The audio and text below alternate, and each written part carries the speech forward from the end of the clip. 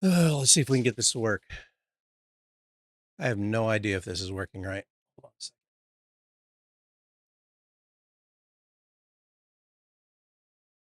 Testing, testing. Oh, I think it's working. All right. Let me see if I can get my cam fixed here. Hold on. Sorry, this is a work in progress right now. Apologies. I have no idea if the chat client looks like it's working. I'll be right back.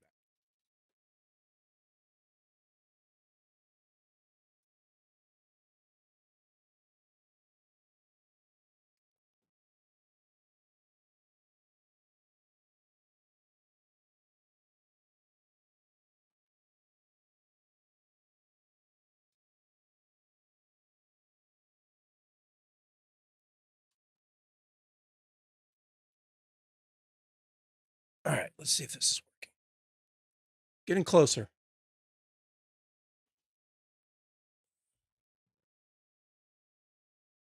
All right, let's see if we can. I should apologize. Hey, Kev, I don't have my chat client open, which kind of sucks. Let's see. Is this working? But the gaming client or the gaming cap isn't working. Let's see if we can get this to work. Why isn't the gaming cap working? I had to switch everything over to OBS. There we go. Off of Meld Studio. And I blame, I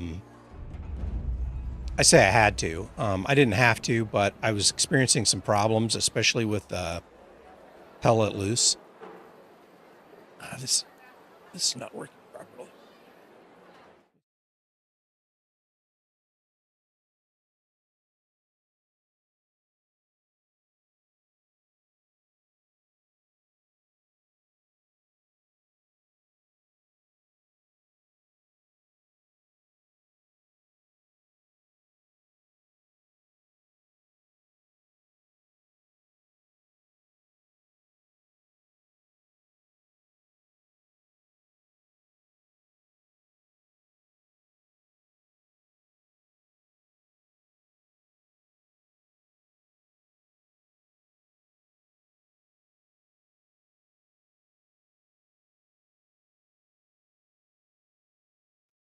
To be fancy.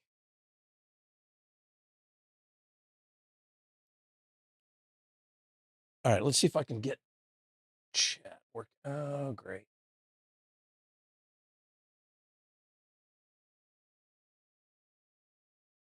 All right. So I'm in the process of getting everything transferred over to OBS with a new overlay and everything. And so today is really just about more about testing than it is playing.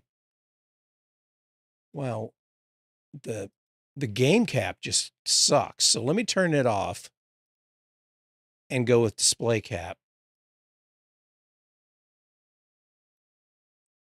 for now until I get the bugs worked out of that.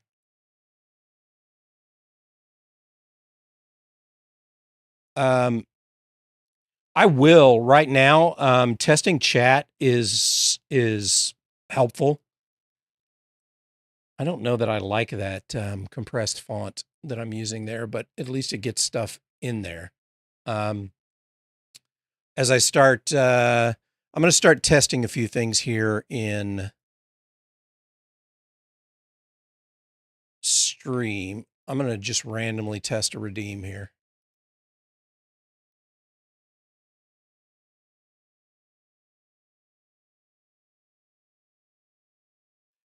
It throws a, I don't know. Can you hear that? Let's see if the sound is working.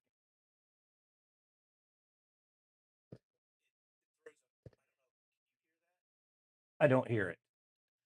I don't hear it. I did not hear sound for that. All right.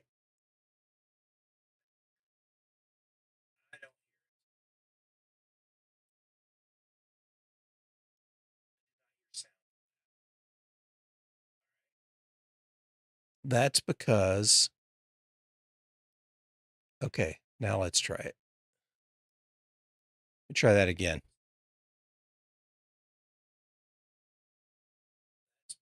Let's do a random. Oh, no. I got a few old redeems that are still in there that I haven't taken out yet that don't work. Wow's not working. Okay. It should work.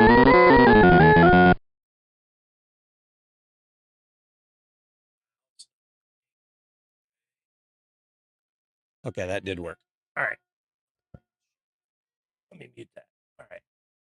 So did you hear that that Pac-Man thing through the through Twitch? I heard it on YouTube. I don't let me open up a Twitch thing over here on my test machine. Hold on a second.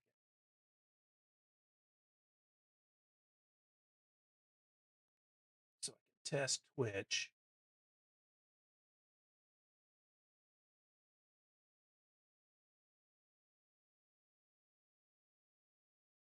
Unmute. All right, let's try this again. You did hear it? Okay. I'm going to test a couple of more redeems here. This is just random redeems. Oh, it's doing the same one again. Well, it's random, so.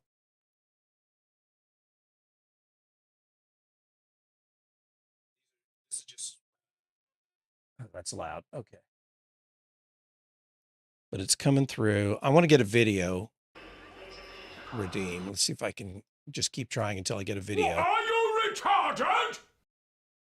There we go. That worked. Hey, one man. I'm testing stuff out right now, trying to get stuff to work. Or making sure it works, basically.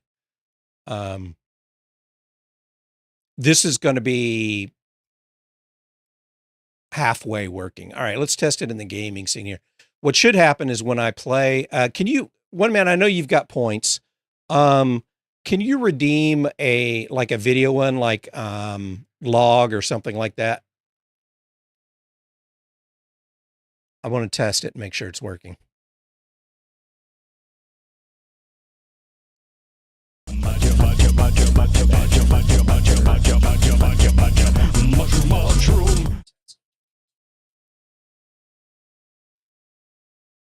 Okay, that seemed to work. There's a new one. Do wiener. I want to see if it works. If you can see. First, I want to make sure you can see wiener. So I'm getting double audio here because I keep.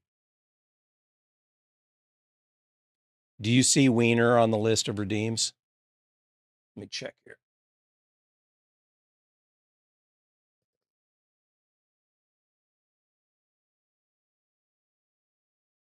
Oh, no, go away.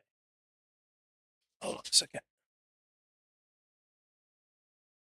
No. Okay. So I need to fix that.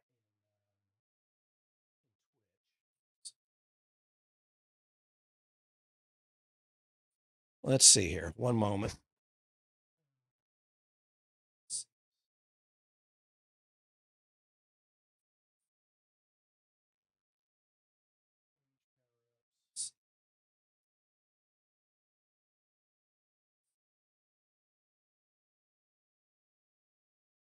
Huh.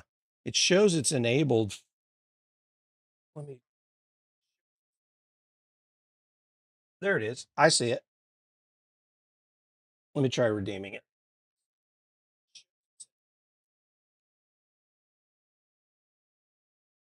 Let's beat this. Hey, do you know what's in wieners? Well, there's cows' eyes and dogs' heads and old phone books and, of course, wiener flavor.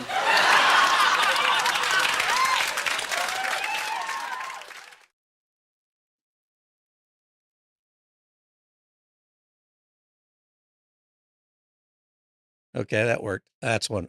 Kids in the Hall is one of my favorites. I need to bring more Kids in the Hall in. All right, I'm going to mute my test machine over here.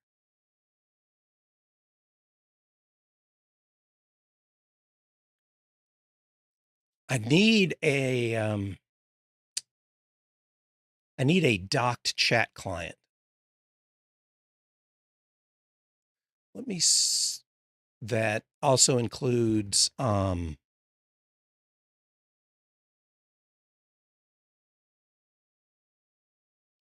actions, because right now I don't have that,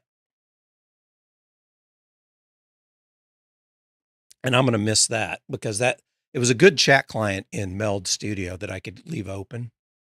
All right, can you hear the game audio? Whoa, what just happened? That's not good.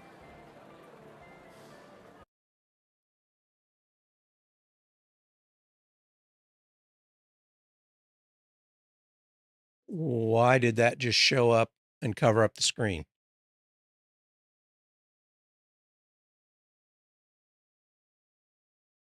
There shouldn't be. Okay.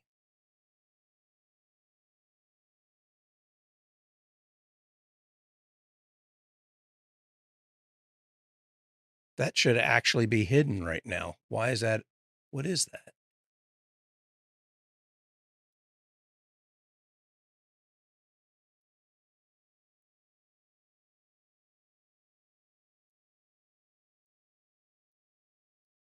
Weird. I'm going to hide. Is it in chatting too? No.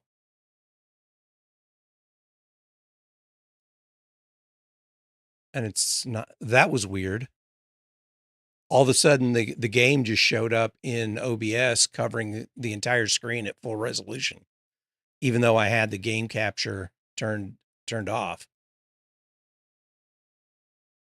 That's pretty weird. Lock that. Can you hear the game audio, by the way? Oh, it did it again.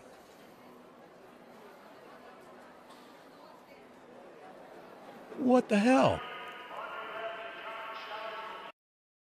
What is that? Oh, I see it. I see it. Okay. I saw it. I found it.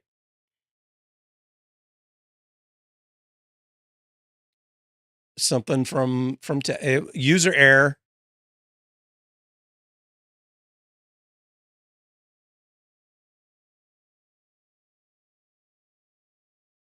Okay. Just testing to make sure you can hear game audio.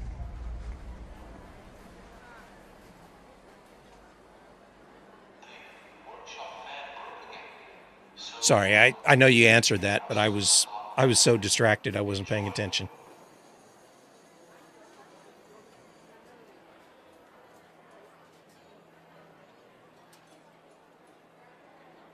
So Meld definitely has the advantage in terms of usability, the user interface.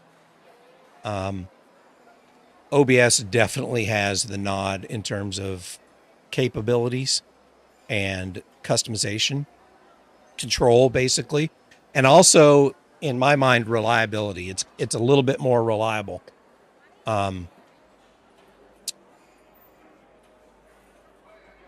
I don't have any of my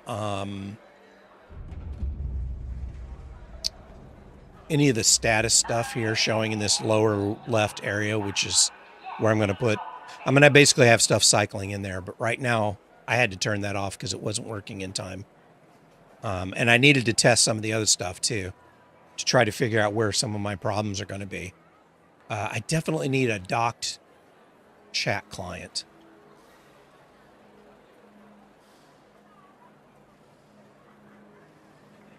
Can you read the chat that's displaying on the screen?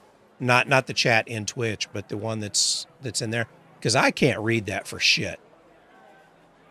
That narrow font is just not very legible. I mean, I can pack a lot of characters in there. but it is not legible.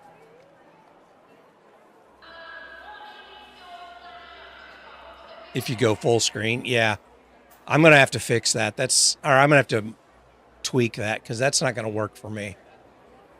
I have a hard time reading that. Oh, you're on your phone? Oh, well, screw your phone, man. Yeah, that's just not going to work for me. It's going the wrong way, meaning you don't like it with the new on top. Is that basically what you're saying? Instead of new on bottom? That makes sense. I can reverse that, I think. I mean, I can't right at this second, but I can reverse that. Because Twitch chat, you're used to it coming in at the bottom. I thought it would be easier. The reason I do that is because for scrolling purposes, since chat scrolls to the bottom of the screen, it was easier to do the disappearing thing at the bottom of the screen and have it work across. See how one of the things I was trying to do is minimize the memory footprint. So I don't have multiple sources. Like for each scene, I'm trying to reuse the same source. I have one overlay source, one HTML or one browser source that handles all the overlay stuff on the screen. And what I didn't want to have to do is have different sources depending upon the scene that's active. So to get chat to expand and contract like that, having it scroll off the bottom is a lot easier than having it scroll at the top where it's going to be cut off. It was just quicker to implement that way. But I agree that it seems counterintuitive to have fresh chat at the top. So I need to start making a list here of things I need to fix. I went with the path of least resistance, to get it working.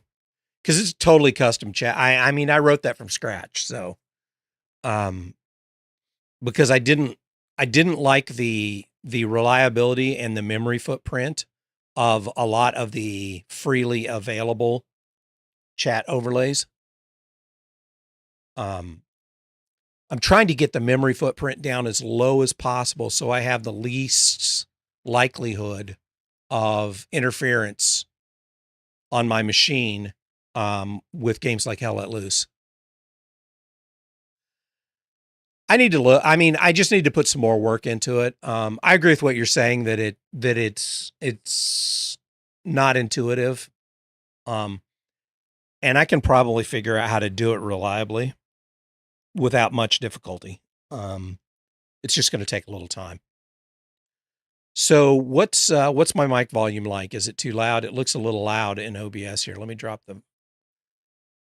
I was peaking a little bit. Let me try to drop it into the yellow. Testing. Let me drop it a little more. Testing. Okay. So if I speak quietly, I speak in my quiet voice. Is this still audible? Can you still hear me okay? Even though I'm speaking quietly.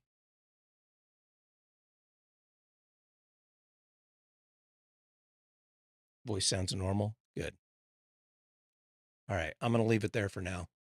You preferred it previous? Okay. Let me turn it up a little bit. All right. Quiet. Now I get loud. If I get loud, I need to put a filter on it, I think.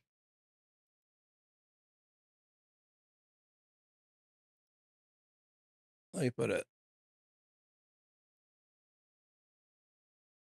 limiter on there. We use the vanilla limiter. Okay, loud. Okay. The limiter seems to work okay. Now I can put the volume up a little bit. Loud. That's not blowing your eardrums out, is it, when I scream? And then normal talking voice is still audible. Okay. Limiter seems to work. I'm not going to dick around with putting a compressor or anything on there because the less I have running in OBS, the better for performance. But the reason I'm having to do this is because I was running into a problem with Hell Let Loose after the last update, and I don't know if it was the update or not, but if I played Hell Let Loose, everything on the screen except Hell Let Loose was choking massively in Meld. The camera and everything was just crapping out, and I couldn't fix it in Meld. And I've been intending to go back to OBS for some time because as Meld keeps adding functionality, and especially they added this fucking AI thing in there. It started the memory use, the resource usage of Meld kept creeping up and up and up as they kept adding functionality. And so I wanted to go back to OBS where I have a little more control over that. But I'd been kind of lazy because since I do so much custom stuff myself to try to keep it, keep the performance within my expectations. Oh yeah. Let's test Discord.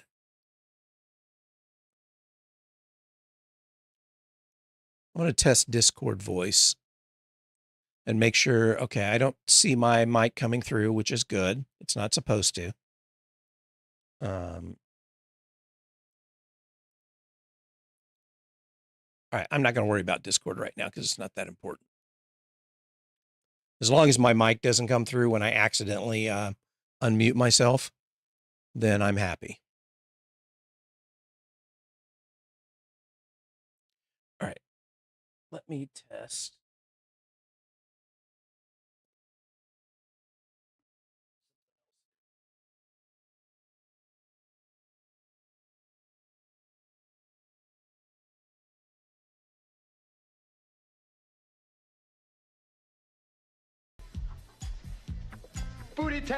Booty time, across the USA. Seems to be working, but I can't hear it, so I should probably turn monitoring on for the alerts.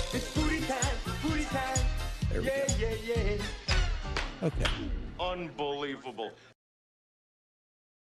What's the volume like on that? Was the volume okay? Not too loud, not too soft? Because I don't want it overwhelming me, and so I've got like one volume for it. It's the volume that goes out over the stream and in my monitor at the same time. It was fine. Okay. I just don't want it overwhelming me. All right, let me throw this back on gaming. Got a little lag time in the animation there, but I'm not too worried about that right now. Yeah, that lower left area is where I'm going to just have kind of the rolling billboard of stuff like goal progress and,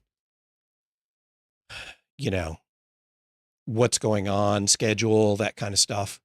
And then next to the cam here, I'm going to throw in the Discord indicators.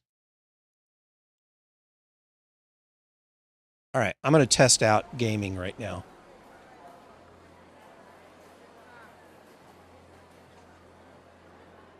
Oh, no, no, no. Oh, go away. Go away. Go. Stop. Sorry, my test machine is screwing up.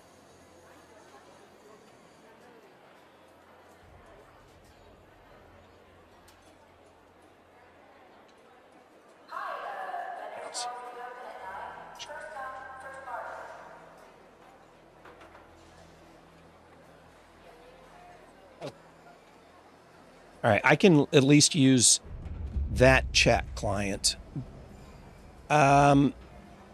If anybody's got access to my YouTube channel, can you check the stream there for me? And let's do a couple of test chats. I'm not signed in on my test machine. I'm in as a generic person. So I can't really send a test chat. I want to send a test chat over YouTube.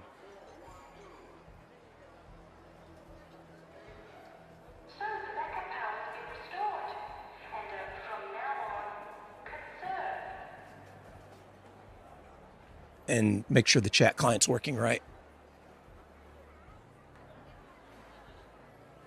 Yeah, and chat has lag from YouTube. YouTube, unfortunately, the way it works with the API, it's not a direct. You don't get notified immediately from chat if you have a third-party chat client. It takes a minute to round trip it.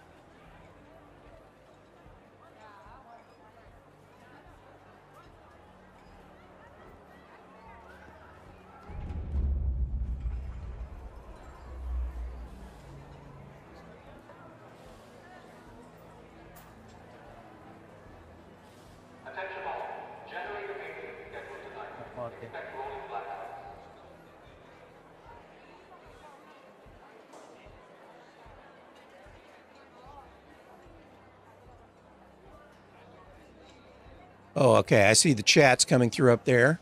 Good. Sorry, I got distracted here. Why am I not signed in? That's weird. All right, well, that's fine.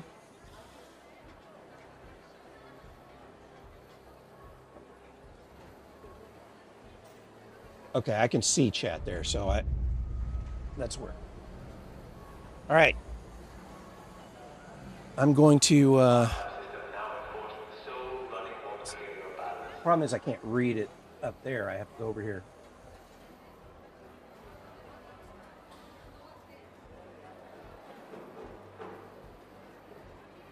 Okay, seems to work. It's a little redundant that the name is red as well as the dot. I didn't intend it for it to be that way. So that was a mistake on my part. I'll have to fix that. I don't need both the name and the dot. I should do one or the other.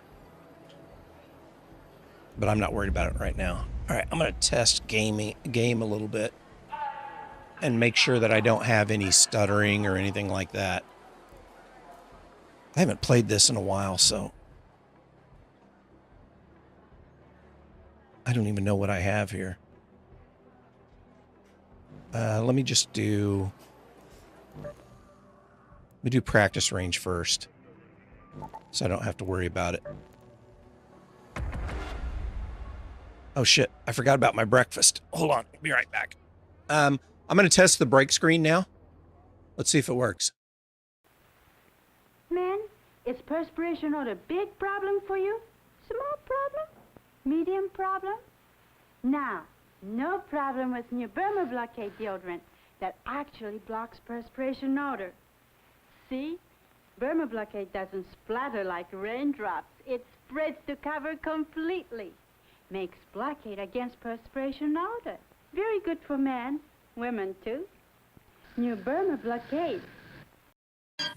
I can put the wash on the line, feed the kids, get dressed, pass out the kisses, and get to work by 5 and 9. 'Cause I'm a woman, Anjali. Give her Anjali, the 8-hour perfume for the 24-hour woman. I can bring home the bacon, Anjali. Fry it up in a pan, Anjali. And never, never, never let you forget you're a man. 'Cause I'm a woman. Anjali, the 8-hour perfume.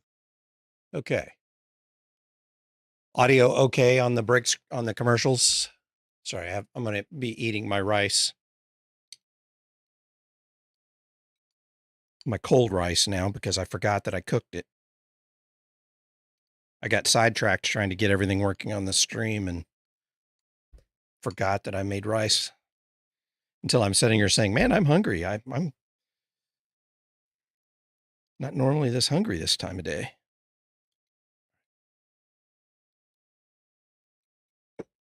Oh, I put too much salt on it.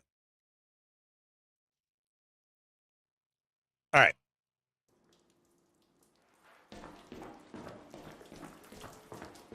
My frame rate seems to be holding.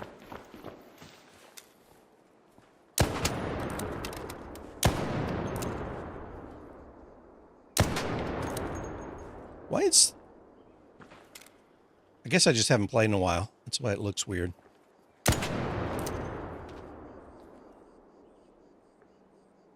Let's see. Sound looks okay. Is the sound too high or low or anything like that?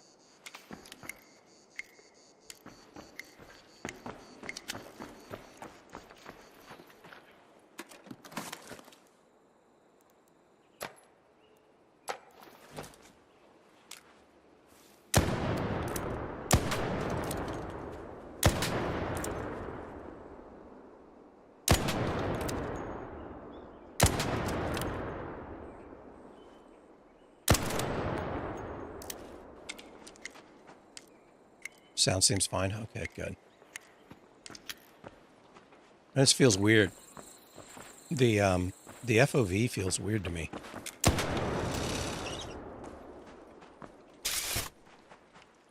I think it's normal. I think it's just that I haven't played in so long. But the frame rate seems to be holding pretty freaking steady right now. How does the game quality look on stream?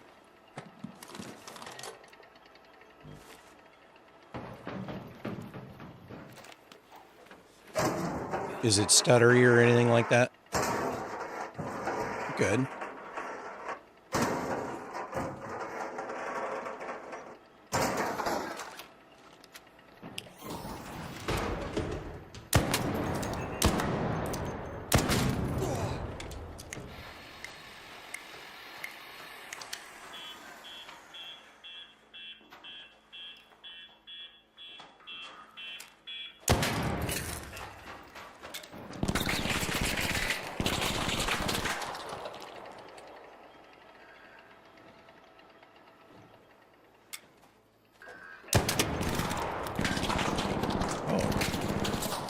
Interesting.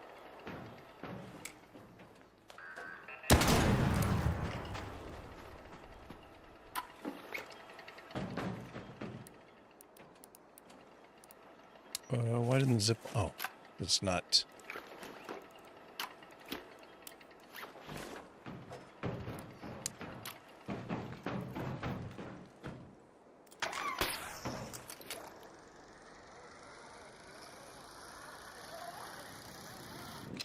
It's a parkour.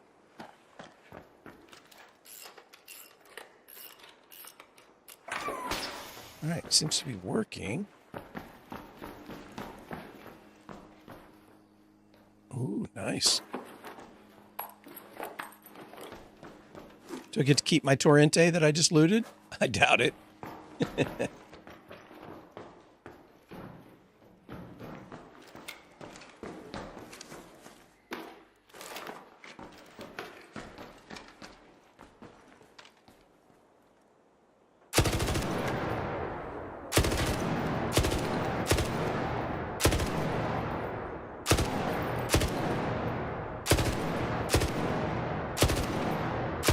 Man, the spread on this is just absurd.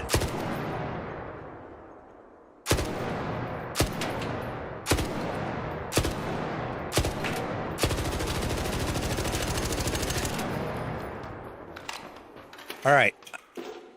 I don't know about you, but it seems to be working okay to me. Sorry, gotta eat.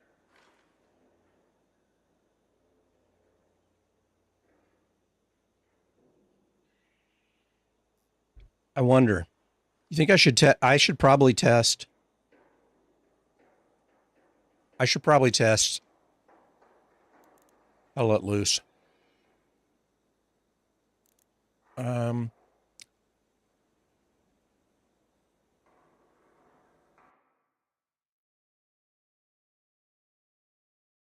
Game capture just doesn't seem to work. It does, it just lags. Okay. Let me get game capture over here too. And let's see how long this lags. Yeah. Okay. I have to switch over. Stuffing my face. I have to switch over and make that active. Okay. Let me fire up Hell Let Loose and see if it works. I know I'm in the wrong category. It's just a test. We're just testing. But I really need to see if this screws up my camera.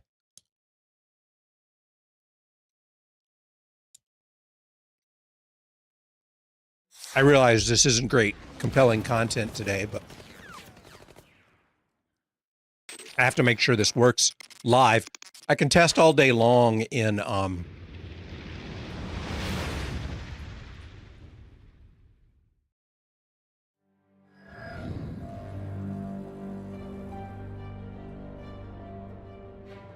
Oh yeah, I don't have set game. I should do that, shouldn't I?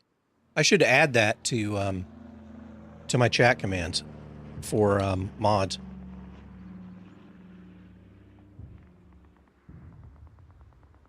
Add it to the list.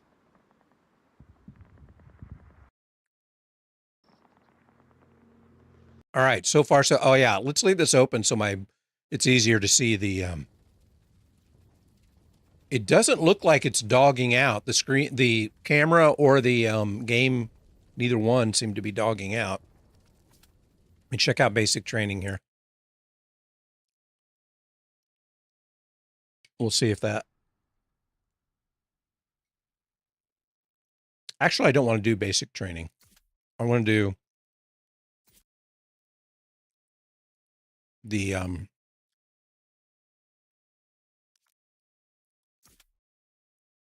practice range. That's what I want to do. Practice range. For some reason, I was remembering the Vietnam basic training and thinking that that's what I was going into.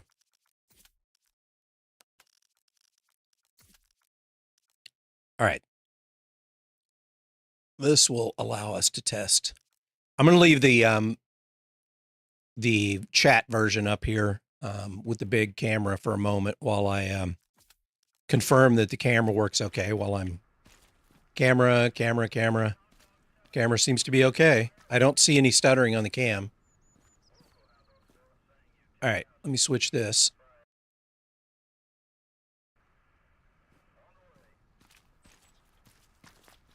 It looks pretty good. And I'm in full resolution here for the game. I don't have the game res turned down like I was having to do before.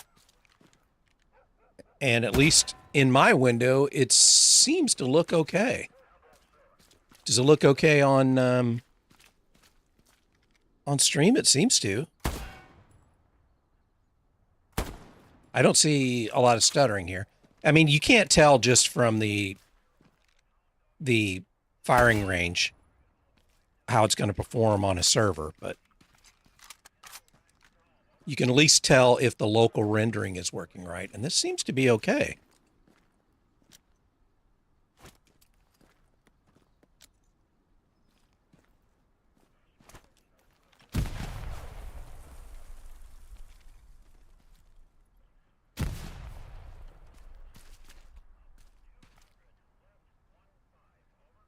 I hate to admit it, but you've wanted to play Hell Let Loose. You know what?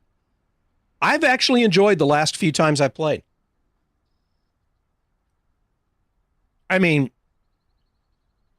it's still been kind of irritating, but... Oh, I got a big dose of salt there.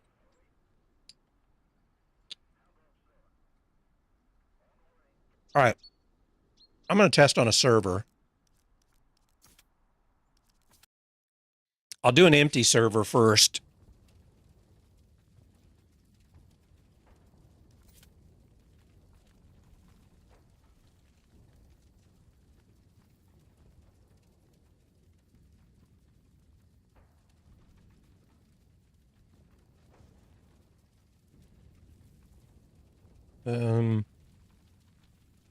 Pick a server with a decent ping that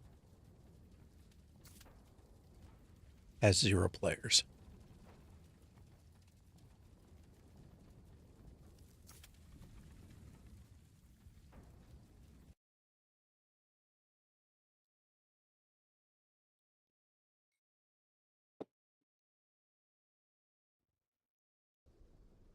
I can't stream this afternoon. I don't have air conditioning, and it's been like 90 degrees Fahrenheit the last few days. And so I can't play in the afternoon.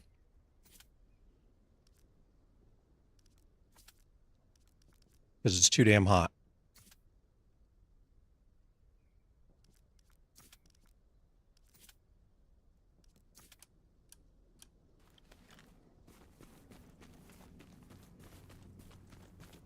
Okay.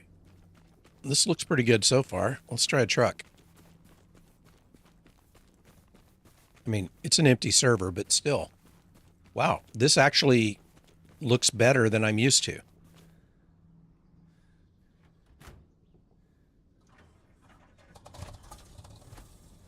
If I can remember how to do this.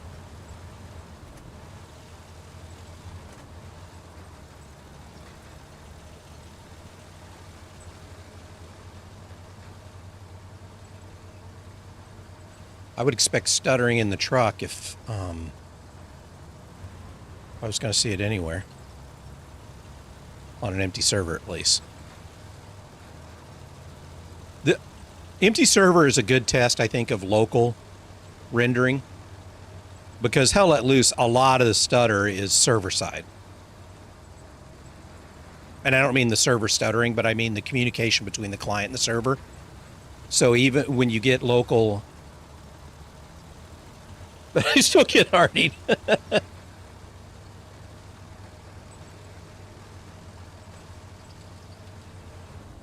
All right. I think this is working. Let's leave server.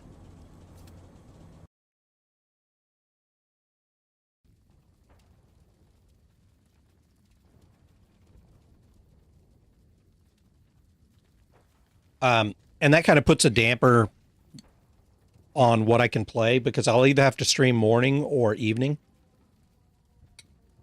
while the temperature's high like this.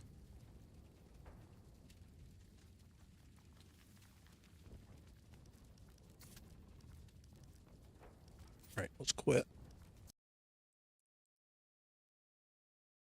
And let me test something here.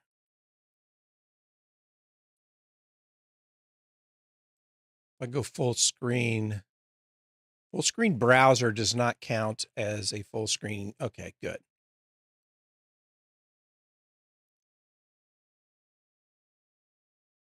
Let's go news.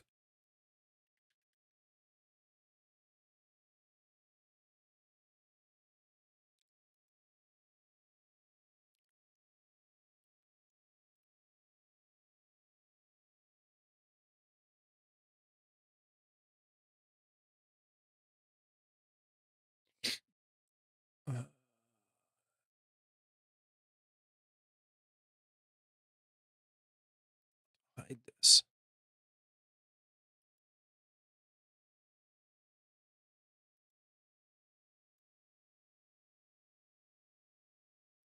Okay, let's see if this works. Seeing if I can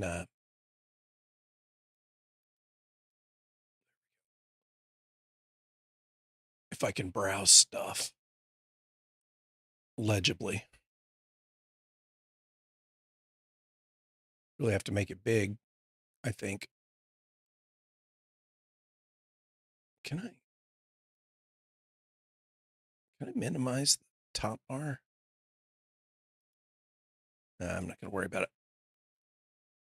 All right. What's going on in the world?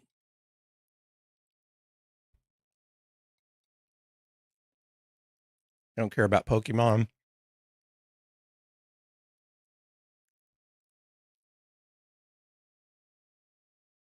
I don't care about Amazon. I don't care about Apple. Windows Update boosts CPU speed.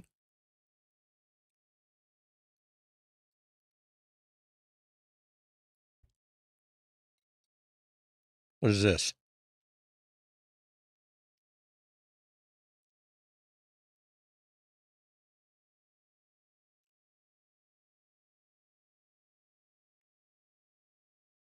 A new low latency mode. So I'm going to look at news while I'm finishing off my rice here.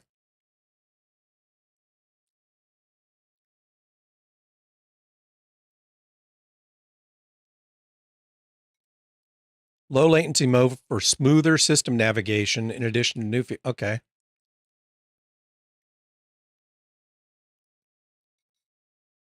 How about just make it? Can you have a less bloated version of Windows 11?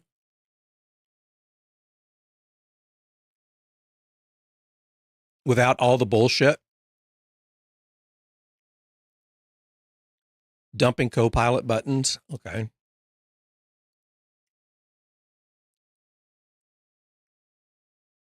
Should help to low latency profile, which should help to alleviate slow loading times for core system shell elements such as start menu, action center, and search.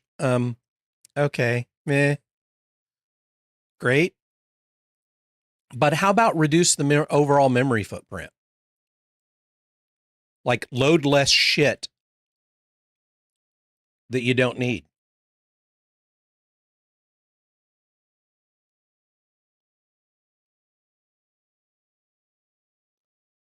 There actually is one. Well, okay.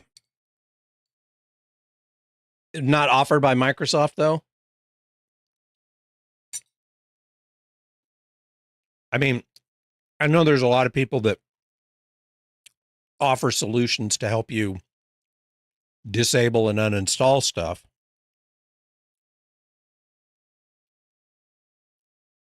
The problem with solutions like that is that half the time when you get a Windows update, it reverts any changes you make like that.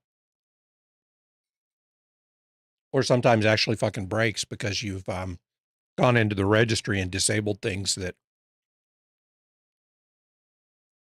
the update thinks need to be around. Huh. There's actually a Microsoft version, huh?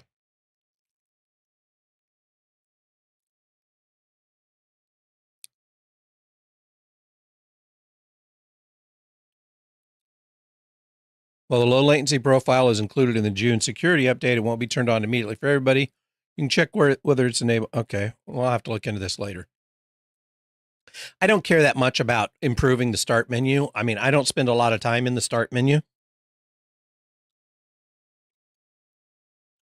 I would like. All right. So here's my hot take in the morning. Actually, it's a lukewarm take. I wouldn't even call it hot.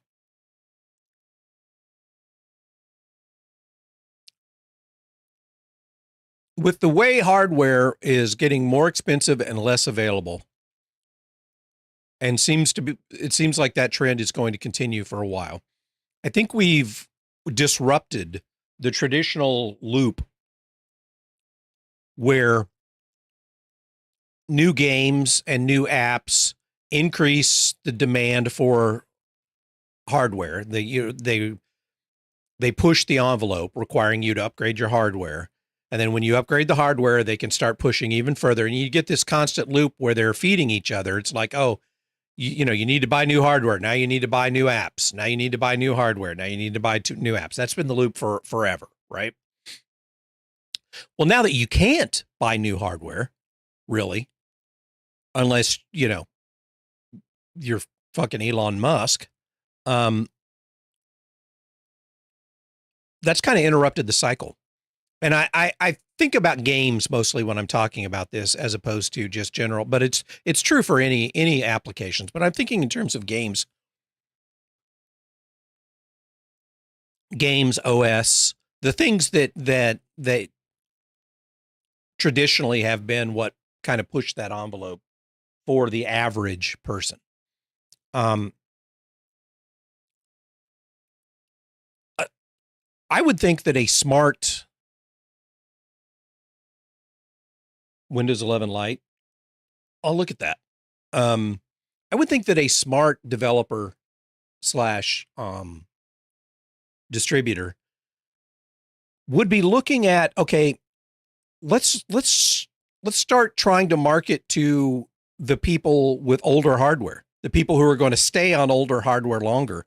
Let's give them new stuff that still works on their old hardware. I need more RAM and I can't get a stick for. I know, I do too.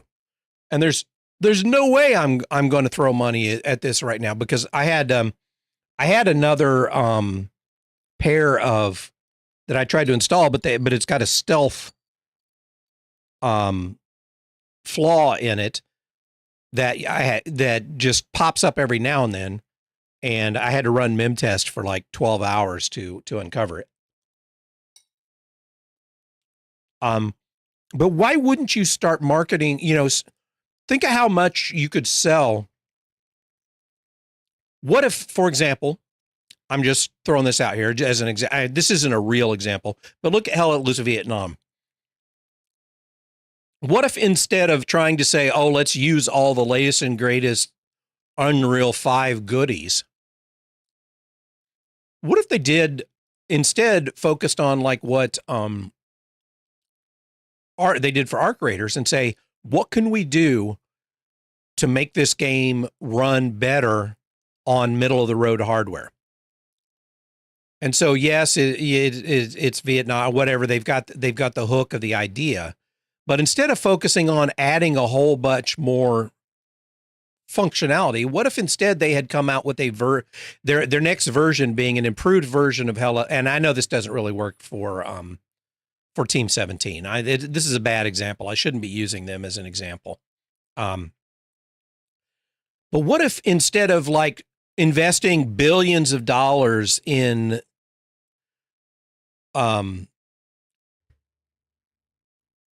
what's the Grand Theft Auto 6 or whatever the latest and greatest whatever, instead you sat in the boardroom and you said, hey, what if we try to make our shit run better on middle of the road hardware? And that's our selling point, is we can provide new content and smaller improvements. We don't need ultra fidelity graphics. We don't need Unreal 5 to be pushing what is even possible on existing hardware and eking out a slight improvement. I mean, look at older games right now. Look at 10-year-old games. The graphics aren't that bad in most cases. They're not terrible. They're playable. The graphics aren't so bad that you can't deal with it. Let's focus on new content and new gaming ideas that run on middle of the road older hardware.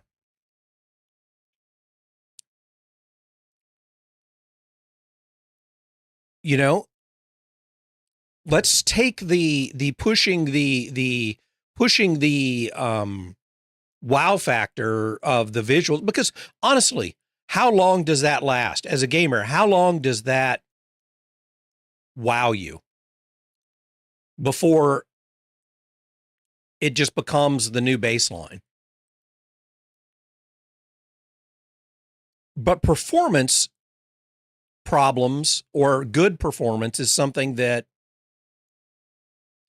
I will put it this way, bad performance is a constant irritator and makes you less and less, gives you a less and less favorable opinion of the developer and of the game, especially if it gets worse over time. Instead, let's invest our startup capital or our development capital in trying to target this middle of the road stuff, because that market is still going to be there even if people stop buying new hardware. According to Steam Hardware, 3060 is still the most common GPU. Yeah. And I expect that to continue for some time. Basically help the common people out. Well, don't even look at it as charity. Look at it as which slice of the demographic does it make sense for us to target? In the past, the enthusiast was, for the most part, who was targeted on PC. The PC market was always slanted, marketing was slanted towards the enthusiast. And the casual gamer was targeted as like phone and to some degree console, right? But the PC market was seen as an enthusiast market.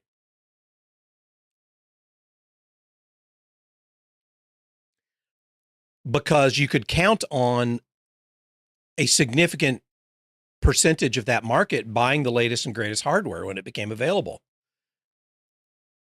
I think that those days are gone. And I think they may not be permanently gone, but they're going to be gone for a while.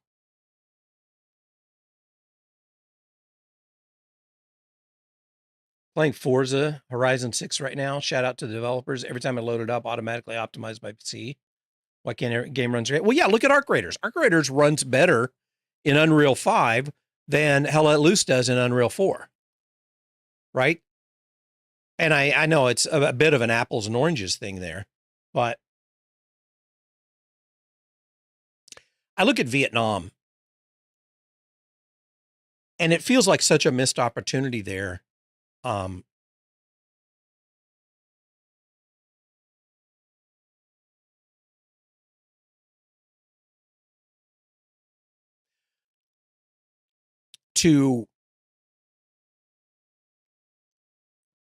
For them to earn money by offering a content update and maybe even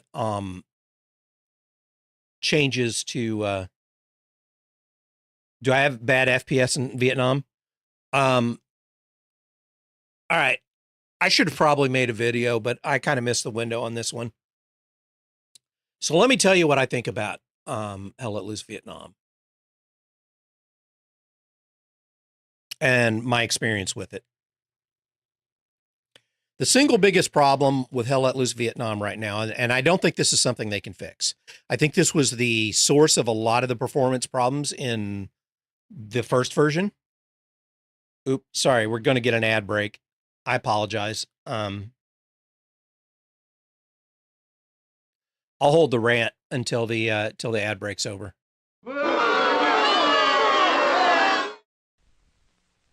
In the beginning, the people who worked with computers were considered magicians. Abracadabra. But digital took the mystery out of computers. Digital Equipment Corporation pioneered the mini computer, making compact, easy-to-use systems that can grow with your business. From your independent digital supplier, you can get hardware and software from one source without any hocus pocus. Digital. We took the mystery out of computers. There's a fragrance that's here today and they call it Charlie. A different fragrance that thinks your way, yeah, they call it Charlie. Kinda young, kinda now, Charlie. Kinda free, kinda wow, Charlie. Kind of fragrance that's gonna stay and it's here now, Charlie. Charlie by Revlon, a most original fragrance.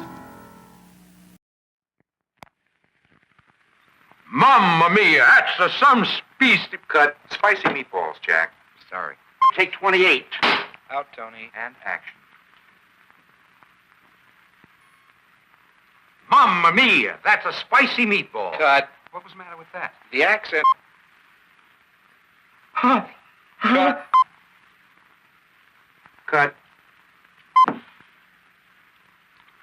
Measy, micey, ballsy, ballsy. Cut. Take 59. And action. Jack. Sometimes you eat more than you should. And when it's spicy besides, Mamma Mia, do you need Alka-Seltzer? Alka-Seltzer can help unstuff you, relieve the acid indigestion, and help make you your old self again. Mamma mia, that's a spicy meatball. Cut. Okay, let's break for lunch. To a child who doesn't read, the world is a closed book. That's why more...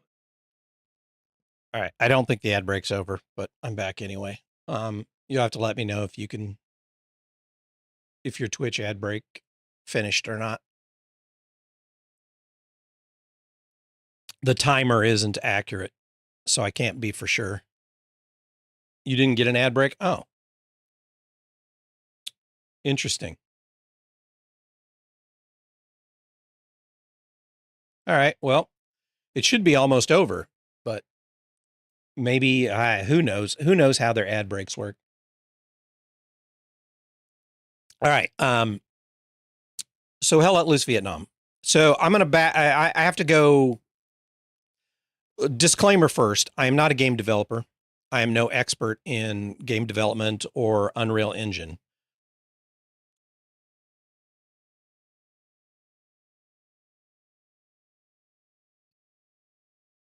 So Kev got an ad break and one man didn't. Interesting.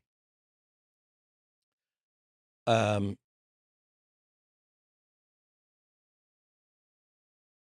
see. All right. I'm going to assume that ad break is probably over. I'm no expert in game development. I was a software engineer for, almost 40 years.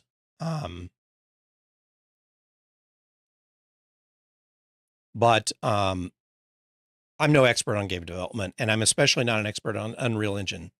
I know a bit about it, but not a lot. But I know some of the fundamentals. And Hell Let Loose, the original Hell Let Loose.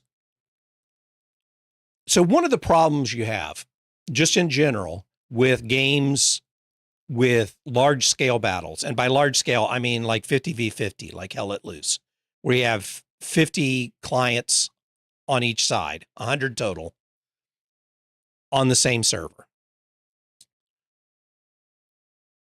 So one of the things that has to happen is every one of those clients has to be in constant communication with the server to understand, to agree upon what's going on at the moment, combat wise. Now, in terms of what's going on, how do you define that? Well, every game's going to do it slightly differently, but some of the things that matter is where's the player positioned? Where are vehicles positioned? Where's the player relative to the vehicle? What kinds of things are flying around? Because most games, most war type games now are not hit scan. They're using projectile physics. They want bullet drop and things like that. So every bullet is a projectile.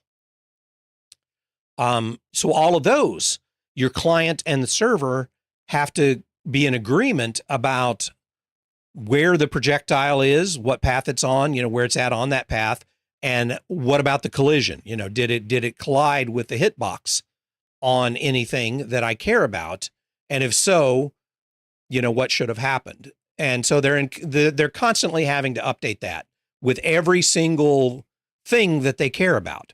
So when you're in a 50v50 battle and everybody's firing automatic weapons, even if they're not all firing, but they're firing automatic weapons. There's a lot of vehicles running around. Those vehicles are firing, all kinds of different stuff. And if you have any kind of environmental effects, like or large scale effects, like let's say a bombing run or something like that, that's got to be negotiated as well. So you've got a ton of shit that is going back and forth between the server and every one of those 100 clients at every tick. And a tick is basically whatever you set on the server. You set the tick rate, and that's how many times per second the server and the clients try to reconcile information on everything. So it's like a pass. Every time a tick hits, it's like, let's reconcile all the clients. Let's reconcile all the clients. At every moment. Well, that is a whole fucking lot of communication that has to go on. And a lot of that, even in Unreal Engine, is handled by the CPU, not the GPU.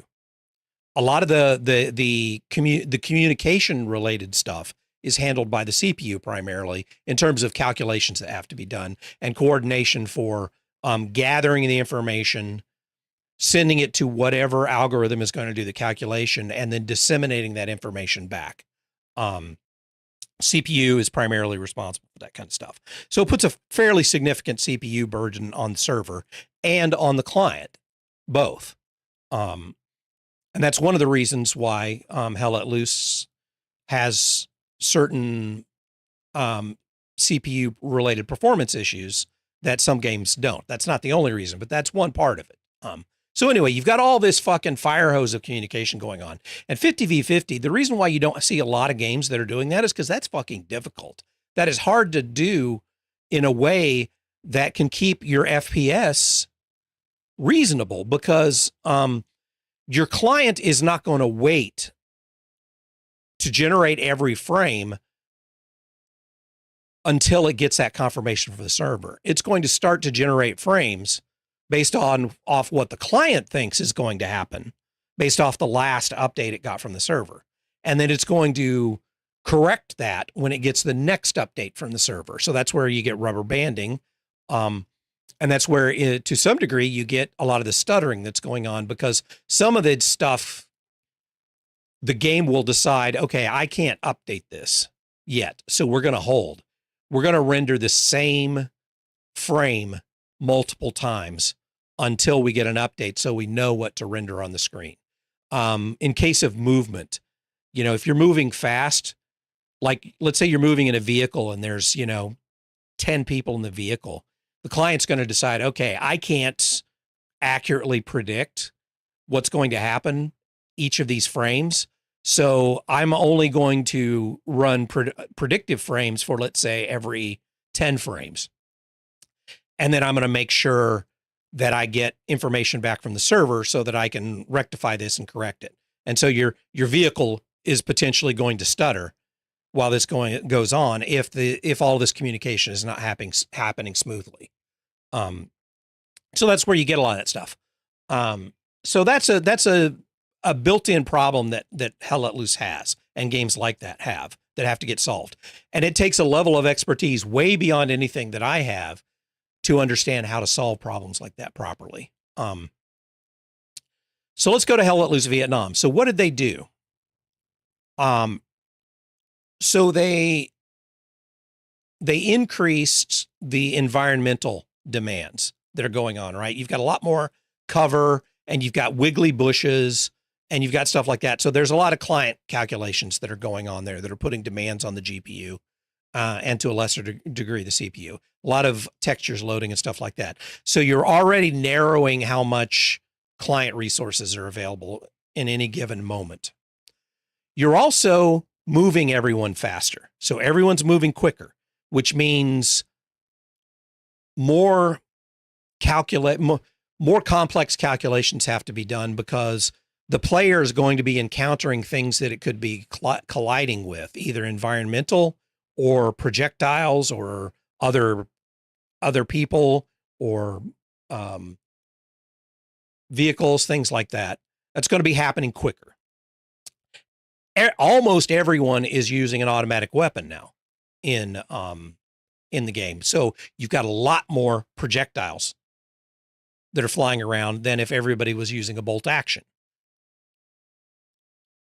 Most of the vehicles now have machine guns on them, which means you're also adding a bunch more projectiles from vehicles.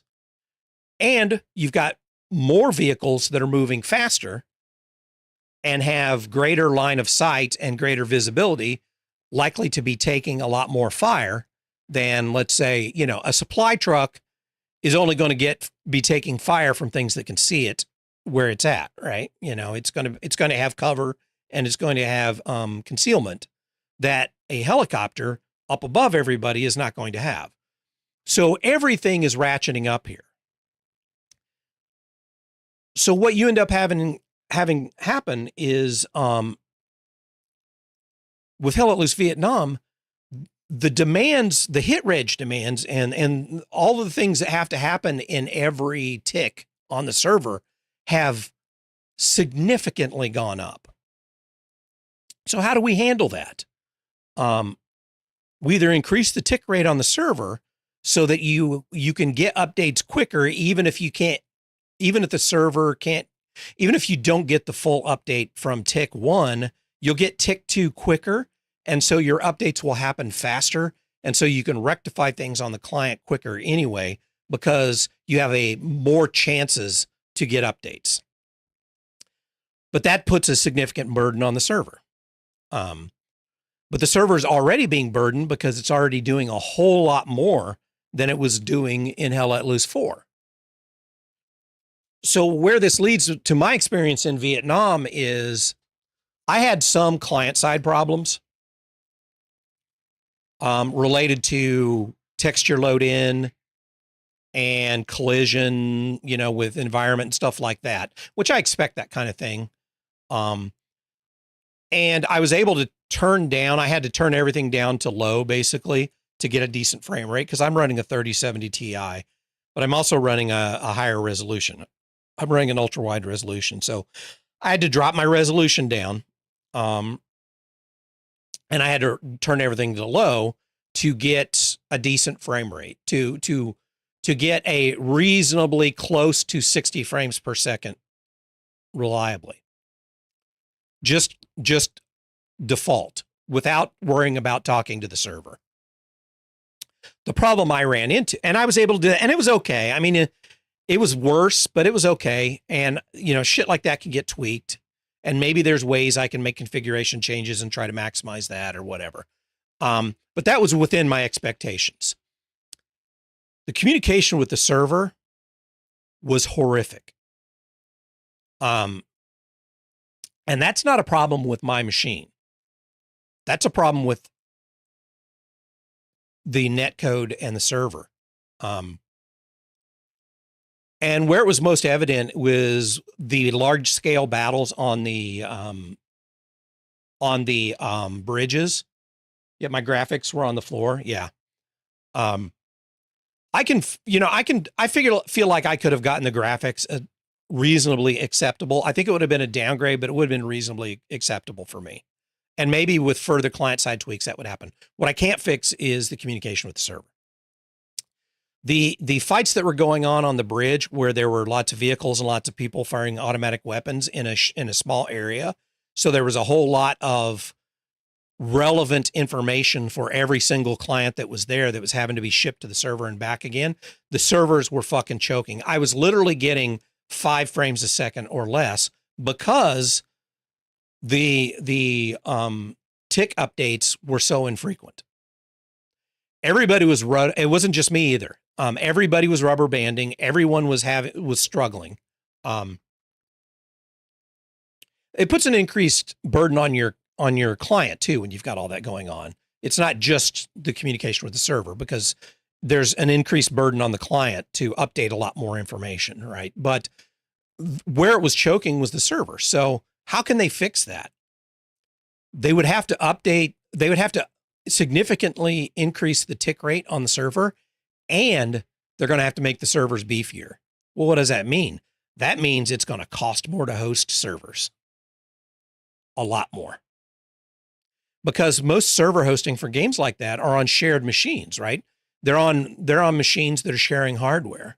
They're sharing the CPU. They're sharing the memory. They're sharing the whatever the GPU is doing for calculations. They're sharing the network stack. And they're splitting it up between multiple game installations, multiple applications that are running there.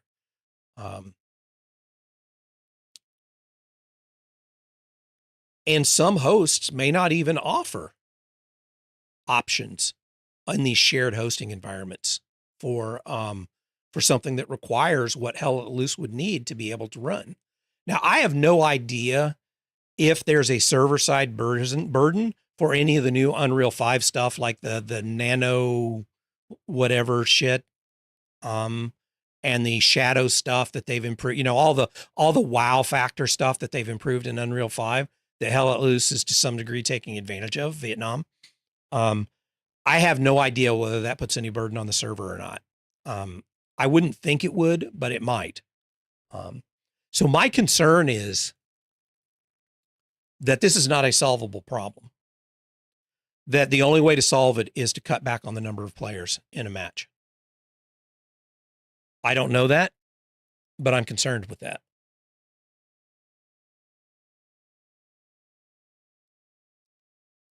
Because I don't think they're going to be able to throw money at the problem for server hosting to get servers beefy enough to be able to handle this level of constant communication that's going on back and forth between the client and the server. And I'm certain they're aware of this. I think they're just hoping for the best. I think they're trying to balance that and get it just good enough that they can sell a bunch of these of the game. Wanted big scale games for so long. So there's going to have to be, somebody's going to have to come up with innovative solutions if we were ever going to get that reliably. There's going to have to be innovation in how much information and how many calculations have to go on the server to make that happen. So let's go back a minute. What if we don't do what if we're not doing projectiles? What if we're doing hit scan for most of the weapons? I think a significant amount of that communication goes down, but then you lose a lot of the what people like about some of these pseudo sim type games, and that is realistic bullet drop and those kinds of things. You know, you don't want a hit scan tank, right? You don't want a hit scan 50 caliber. Honestly, as a player, it doesn't feel good. It feels arcadey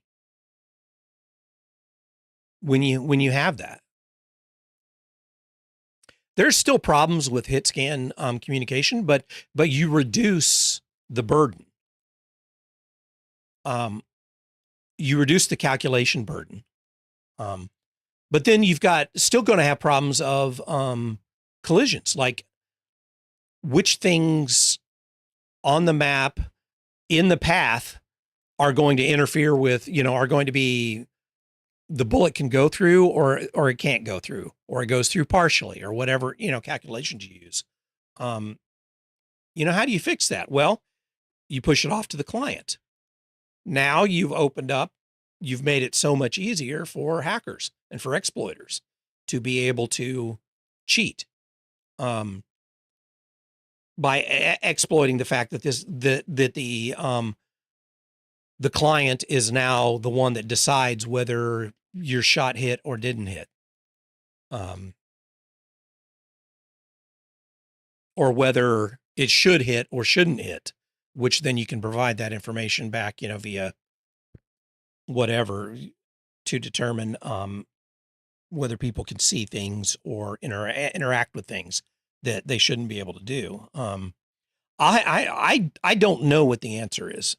Frankly, to me, with my level of ignorance about this, I would look at this problem and say, I don't think it's solvable.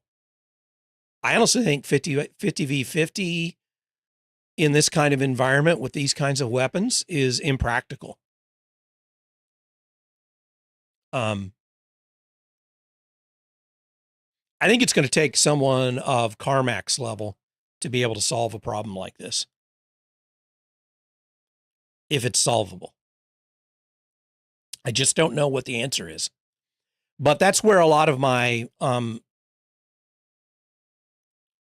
lack of optimism about Hell Let Loose Vietnam has been coming from the whole time, is that these problems have existed in Hell Let Loose for all this time. They've not been fixable, or they've not been fixed in large part, in my mind, because a lot of them can't be fixed. Now, there's still a lot of problems in Hell Let Loose that can be fixed in my mind, in terms of map related stuff, the stuff that runs on your client and puts too many demands on the CPU and the GPU on your client. Some of that stuff I think could be worked on and improved significantly. But the rubber banding, the stuttering that happens, the way servers get overloaded and bogged down during big fights, I don't know how you fix that. I honestly don't. Maybe somebody's already working on fixes for this out there. Maybe. I just feel like Hell Let Loose Vietnam is unlikely to be able to address this problem. I think instead they're hoping to maximize the things that they feel like will get people to pre-order or buy at launch before everyone figures out that it's unplayable,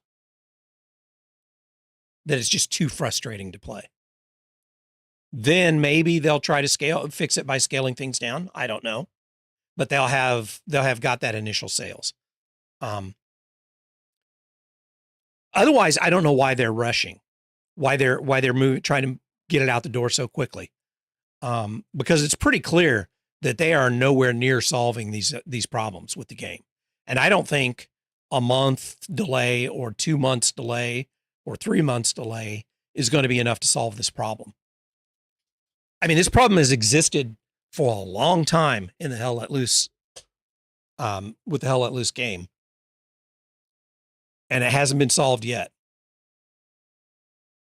So why should we expect that another month or two is going to allow them to suddenly figure out how to fix that? Having said that, my opinion is in large part based off of very limited knowledge. I could be completely wrong about this in terms of they may already know how to fix this. It's entirely possible. I think it's unlikely. And I don't think any evidence that we've seen thus far would support that, because the evidence tends to support the fact that they haven't and therefore probably can't solve the problem. But I don't know that. And I would love to be wrong. I would love for Hell Let Loose Vietnam to turn out great. That would be awesome. I would love for them to then be able to backport whatever they figured out to the first Hell Let Loose game. I will tell you this, frankly, in terms of appeal to me, from what limited amount of playtime I had on Vietnam, the first game appeals to me more if it just worked better. For several reasons. I think the play style I like better. I don't like throwing a bunch of vehicles and a bunch of new commander stuff and new weapons at the game. In my mind, doesn't improve it. I don't think the jungle environment improves the game significantly. It's different. I don't think it degrades it. It's different. It's kind of fun, but I don't think it's a step forward. I would much rather have a original Hell Let Loose game that works than a Hell Let Loose Vietnam game that works. Personally, I would enjoy that more than the new game, because there's nothing compelling about the new game that makes me say, "Ooh, that is a must-have improvement or feature that would make me switch off this game onto this game." No. What's the use of? So one of the big differences with Unreal 5 over Unreal 4 is all the graphical, realistic rendering, art improvements. So if you can't see them, if you have to turn everything down just to be able to play it, that is not a benefit. That there is no value added in that. And the graphics in the original Hell Let Loose never took me out of my game immersion. They were not bad. They were perfectly acceptable as far as I was concerned for that style of game, because the game is not about standing around and being wowed at the pageantry and the majesty of everything. The game is about competition. It's about, it's about the chess match and the fights. Not about, which is why I always turn my nose up at people that and everyone has their own tastes and what they like and don't like. And there's a lot of people that really get into the historical aspects of a game like this. I don't. To me, that has fuck all to do with my enjoyment of actual gameplay.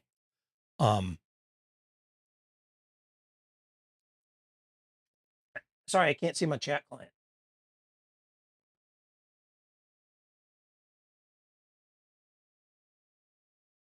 Whoop, that's not what I want. God damn it. Sorry. I'm trying to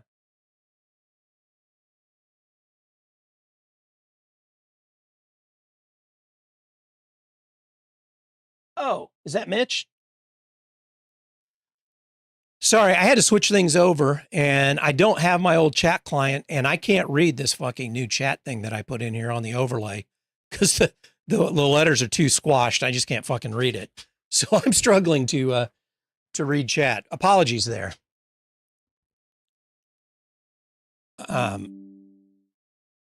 Anyway, I ranted for quite a while about this, but I just don't see the value proposition for Hell Let Loose Vietnam for me right now as it stands. The only value proposition would be is if everyone moves over to it and there's no one left to play with on the original Hell Let Loose. But the original Hell Let Loose was already walking the line for me in terms of whether the frustration was worth the enjoyment. And a large part of the frustration for me on original Hell Let Loose is the players. As a matter of fact, the vast majority is the players. It's not the game itself. Even with all the performance problems and the nagging issues and stuff like that, it was still worth it until the players got so shitty that I couldn't play with them anymore. And I don't mean skill wise. I mean attitude and personality wise.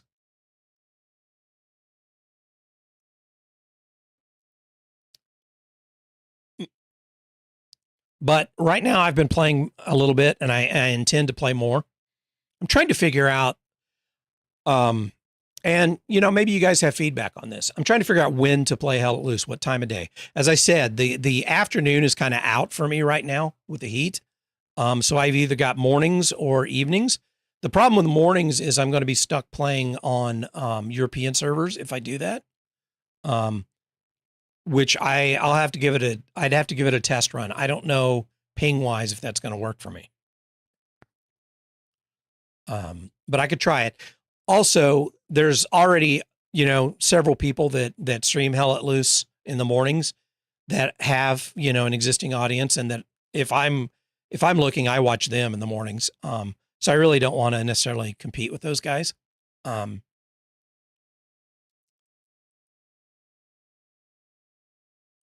So I may go evening. I just hope that the temp drops quickly enough for me to do it before I go to sleep, before I start going to sleep, or before servers start, depopulating. What I'm going to think about doing, let me throw this out here too. So I've been thinking about what I can do to try to improve my situation.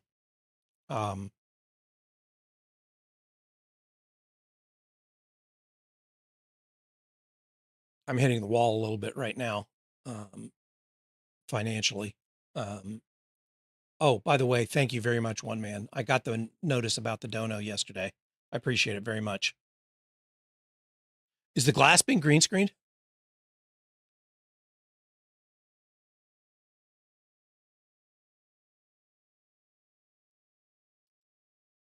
Oh, yeah.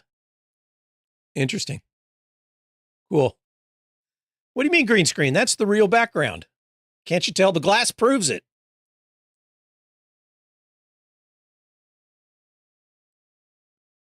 And the only real solution is to, in terms of the streaming stuff, is to,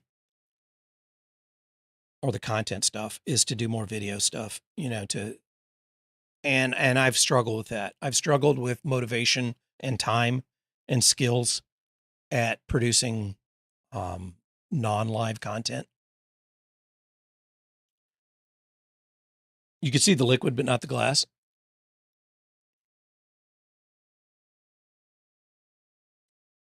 I'm going to have to improve in those areas. And it's going to take, I'm probably going to have to use recorded footage for that as opposed to using my VODs because of the VOD quality and also because of all the shit that goes on with the alerts and the redeems and the chat and all that stuff. So I'm going to need to do some game capture. And right now it's hard for me to do game capture and live stream at the same time.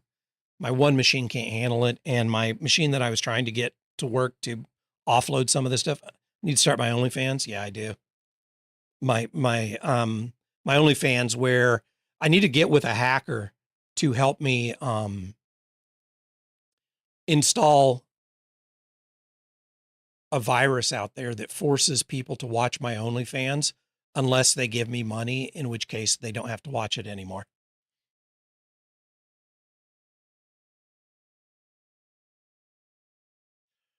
No, it's not a technical issue from that aspect, one man. It has to do with the variable video quality.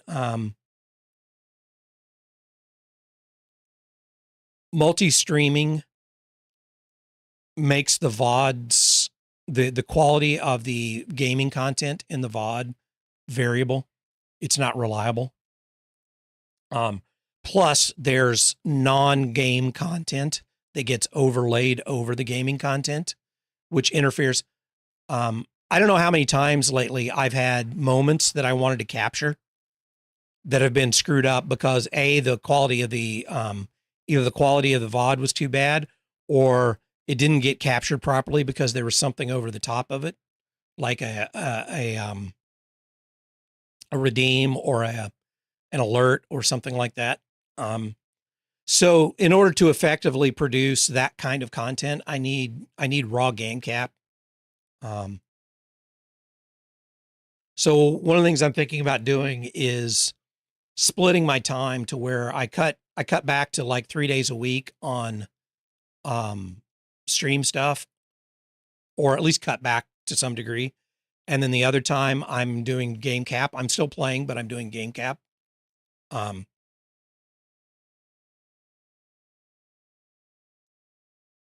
So on the one hand, I'll still have stream moments because some of that's pretty good too. But on the other hand, I'll have actually game cap moments. It's one of the reasons why I never came out with a Hell Let Loose Vietnam video, is because the quality of the footage of my stream was just horrific. It was unusable. Last week when I played Hell Let Loose, and I had the performance problems in original Hell Let Loose, none of that was usable. I had a couple of good moments in there that I wanted to use, completely unusable because of the quality of the game cap.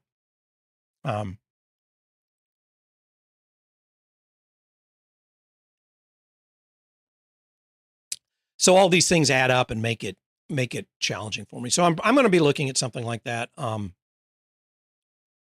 I'm also going to be looking at trying to do maybe some other kinds of content that I've been talking about for a long time.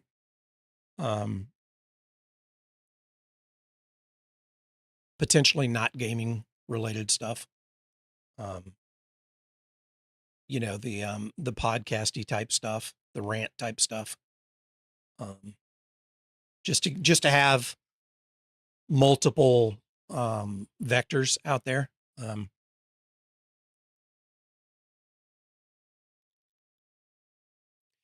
And then I'm going to be selling some stuff too on eBay and Etsy to try to overcome the issue. I got a problem.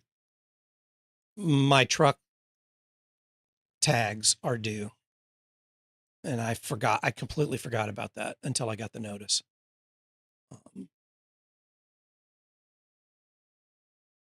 Which is putting a fucking cramp in my style. And I have to lease this fucking propane tank, which sucks. Because I'm on propane here. I don't have natural gas. And my water heater and stove and heater and all that stuff, I've cut down my propane use significantly. To the point where I wasn't having to refill my propane, which was good. So that expense was cut out, but they still have to pay the lease on the tank. It never fails. I mean, you know, I used to give this lecture all the time to anybody that would listen, kids or whatever, is that, you know, it's never legitimate to be caught off guard about things like this, that if you had just thought about it, you would know we're coming.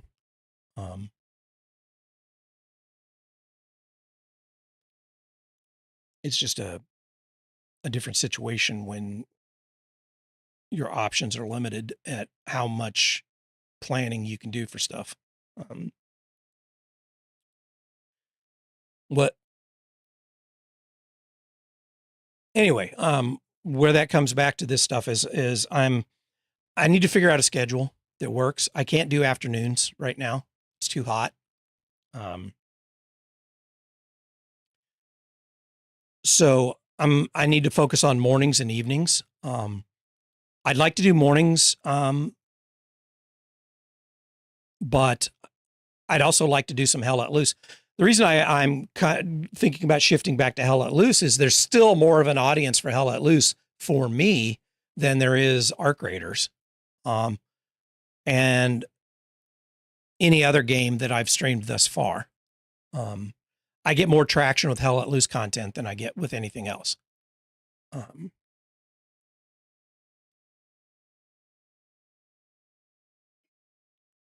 I think the interest with Vietnam also helped with some of that. So,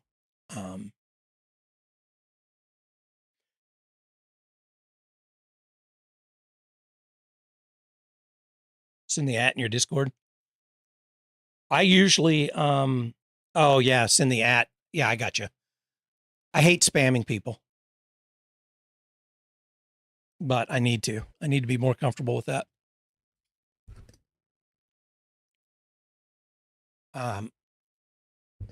So I'm not sure morning works for me for Hell Let Loose, for the variety of reasons I talked about.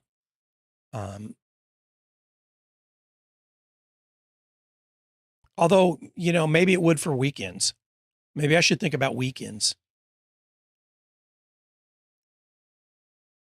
I could do mornings on the weekends, and I think there would be US servers that I could play on.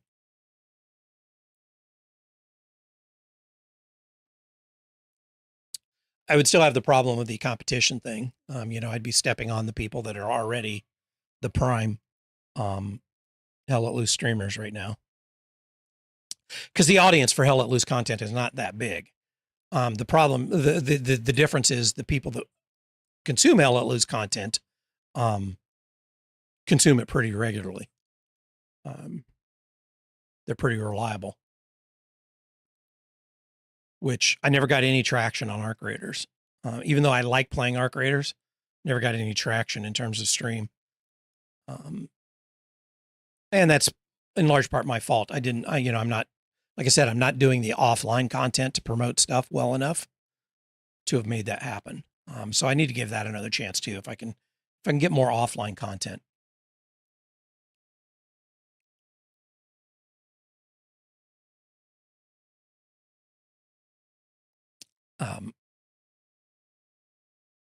Oh, by the way, I don't know if anybody saw what I posted in Discord. This is just a random thought I just had. I don't understand these associations. I posted something in Discord about Rich Eisen's doing a new thing on his YouTube channel. It's a podcast series called This Was Sports Center.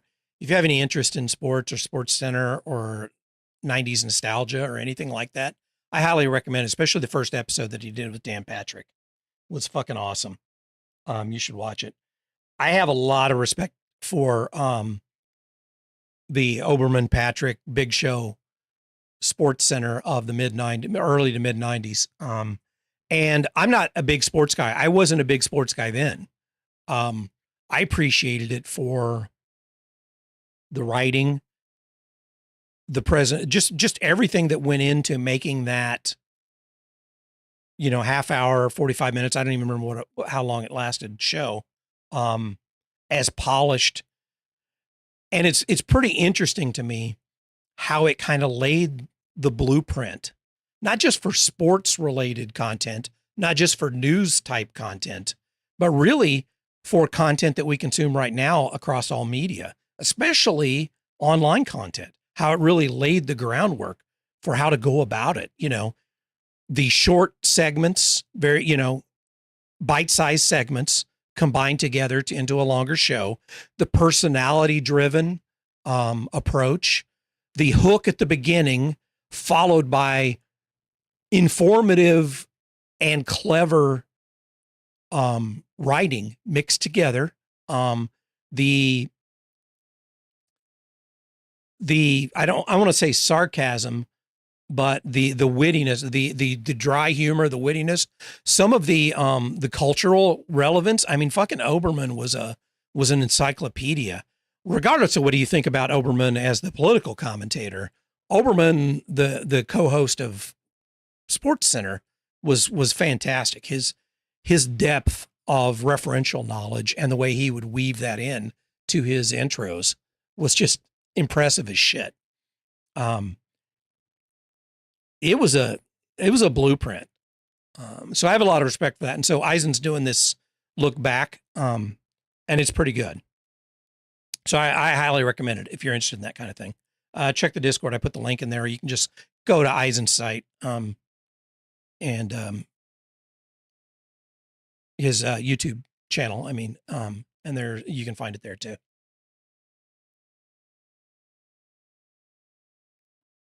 And then I was talking with Chrisful in the old house Discord. I can't remember what they call themselves now.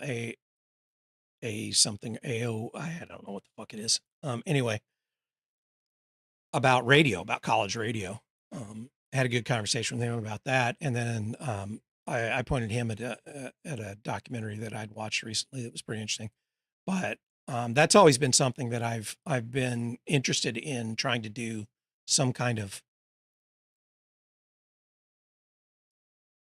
ranty, podcasty related take on some of that period, 80s into the early 90s. I realized college radio really didn't peter out until the early 2000s in terms of its relevance. Eisen has one of the best voices in sports. You mean just his voice or what he says? Like I don't know if you mean the like metaphoric voice or his actual physical voice. Cause I think both are good. I think Patrick's voice is better. I always liked Patrick's voice. I thought Dan Patrick had the buttery sportscaster voice.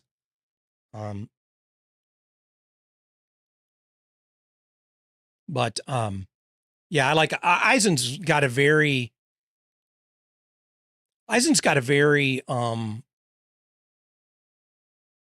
it's almost like a combination between a guy you're talking to, just having a conversation with, and a newscaster, and almost like a comedian. He's got that little bit of kind of ring in his voice, like a comedian, like he's saying something amusing.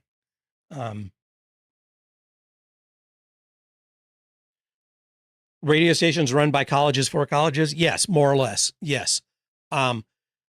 They were radio stations run by colleges. So back in the 80s, back in the 70s, really, college radio started to become more and more relevant, but it was late 70s into the 80s. College radio really, as music started to diversify a little bit more, popular music, college radio became a big player in terms of how, especially like new wave and some of the newer alternative style genres of music started to come about.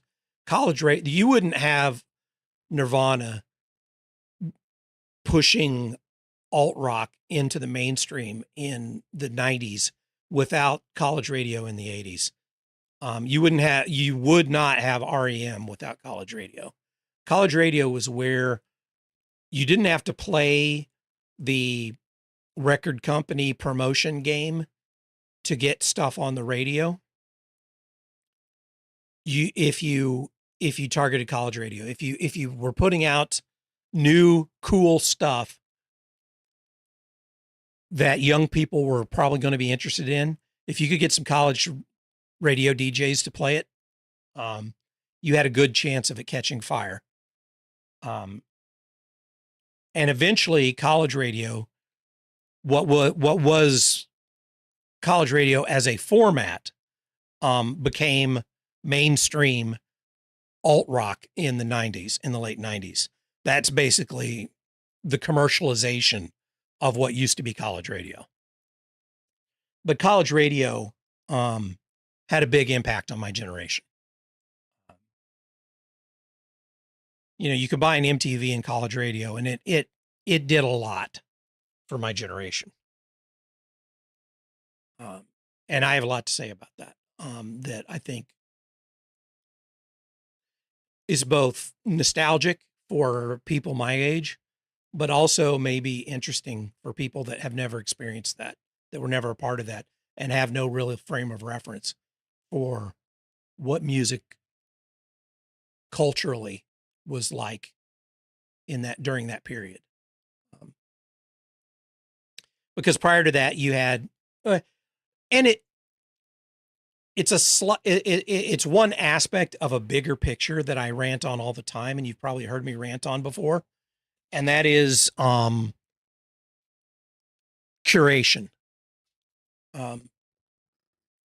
The value of curation.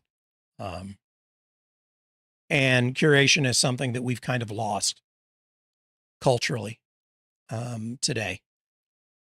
The whole democratization of content, the whole fire hose of shit that serves as the primary way that you encounter content now, with very little genuine expert curation.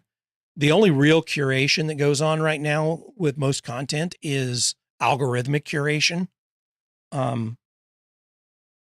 So the whole democratization of content thing is bullshit. You've traded responsible curation, expert curation, which is not all positive. There's negatives to that as well. For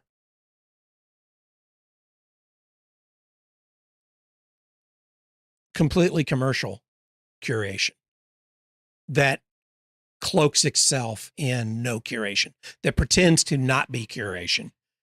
And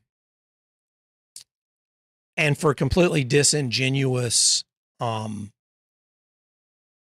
irresponsible curation by collaborative curation.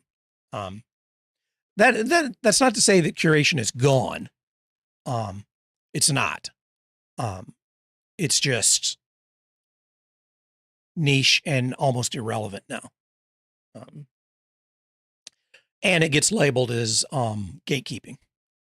The whole word gatekeeping has no practical meaning anymore because it's used to describe curation. It's used to describe standards.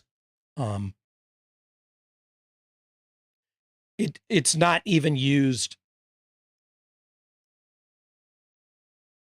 accurately as what the term was supposed to mean, to describe arbitrary and usually malicious exclusion. That's what gatekeeping was supposed to be. Now everything gets labeled as gatekeeping. Well, with the way online Discord is, it's the same thing as like being a fascist. If I disagree with you, you're a fascist. If you say no to me about anything, or if you say I disagree about even categorization of information, definition of terms, if you try to tell me that that's not what a word means, you're gatekeeping.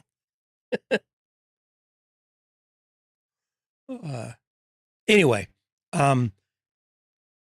that's one of the reasons why the 80s was this kind of golden period between the over curation of prior decades, where there were very limited options for media like music, television, movies. Gatekeeping is a fancy word for jealousy. It's like every other word right now. It gets used a lot, and it develops this negative connotation. And then people just use it as a convenient stick to beat other people with, in place of having a reasoned, logical discussion or argument or disagreement, or instead of refuting someone's viewpoint or position, you just call them names and beat them over the head with it. Old man despot. You had this, you had the over curation of the few television channels, the few movie,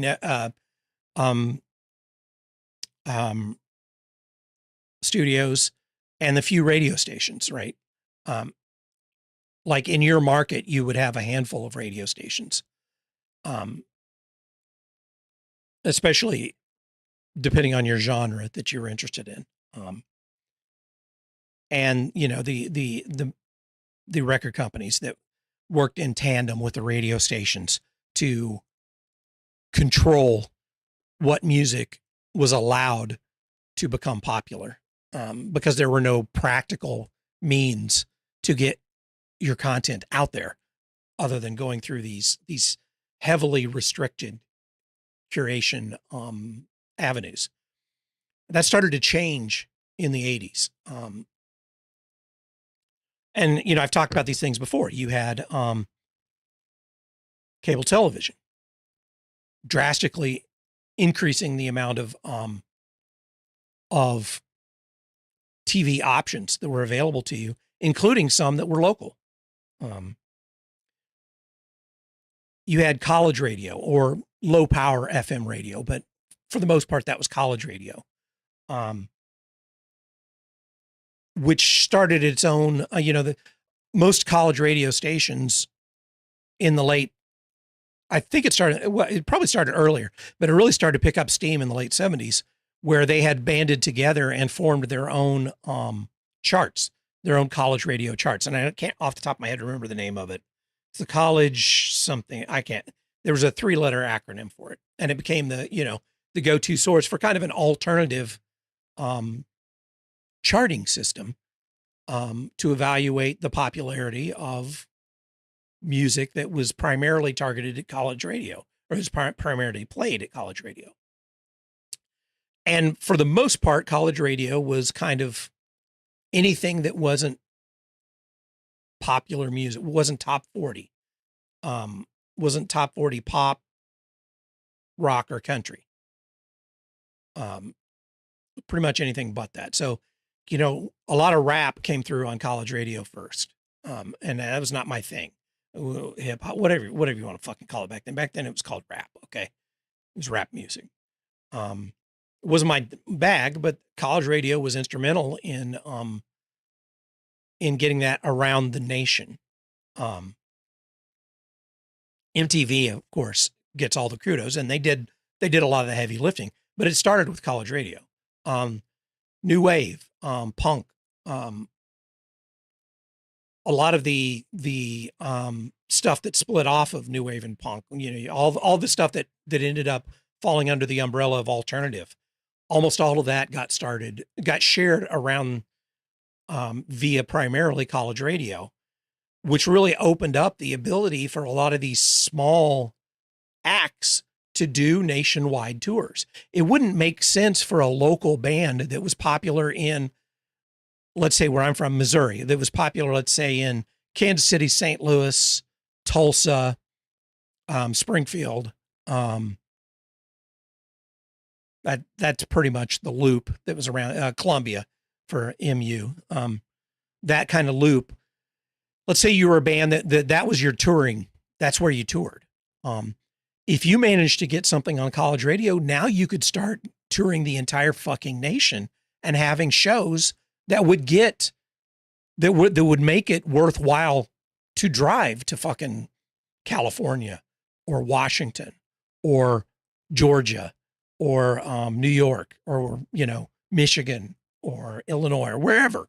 It actually made financial sense for some of these bands that got popular on college radio to start being able to tour, even though they were so far away from having a decent, and I'm talking about bands that were just recording their own stuff on cassettes and selling the cassettes at their shows.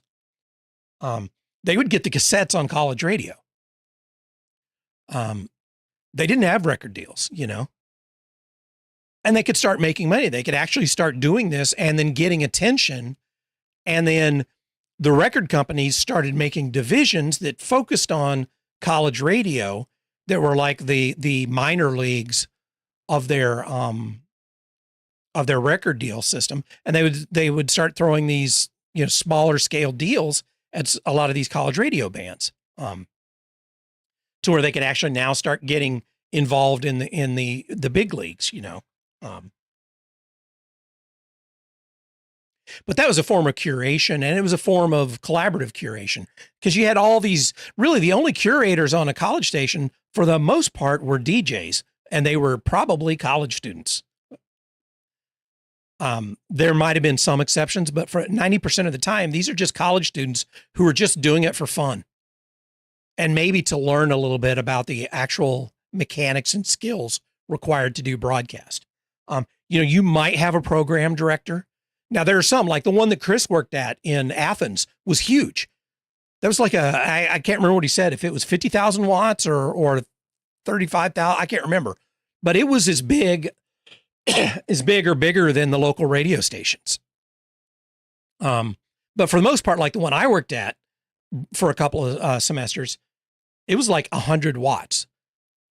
It would go a couple of miles. And that was it. It covered a little bit more than the campus. But it was a lot of fun. And mostly these DJs were the ones that were curating. They were just playing what they liked. And then they would talk to each other, and then they would consult these college radio charts, or they might talk to other college radio DJs, or listen to recorded shows, or, you know, maybe even just travel around and hear other college radio stations and get ideas for what to play.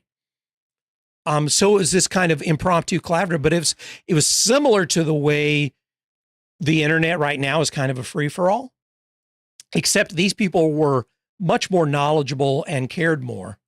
I don't know if there's an ad break right now. Is there an actual ad break?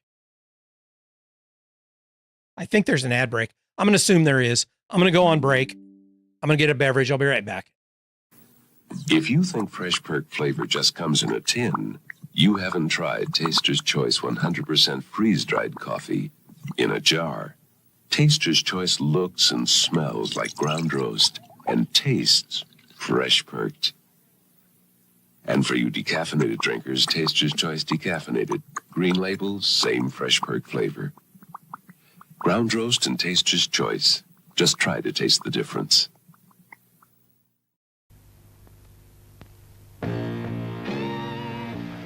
I come to show you why mannequin flavor plenty enjoyable. I need water. See, water make leaf stretch. Wrap cigar well. Mouth enjoy flavor. Yes? Mannequin flavor special. Sheer enjoyment.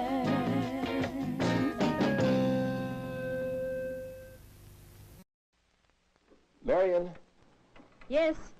that flight I need next week, could you make sure I'm on a DC-10? Okay. And could you make it a flight with the Coach Pub? Sure. And with the double feature films? No trouble. For specially condensed double feature films and the only Coach Pub in the sky, there's only one airline to call. Continental Airlines. I'd like to make a reservation. Continental Airlines, we really move our tail for you.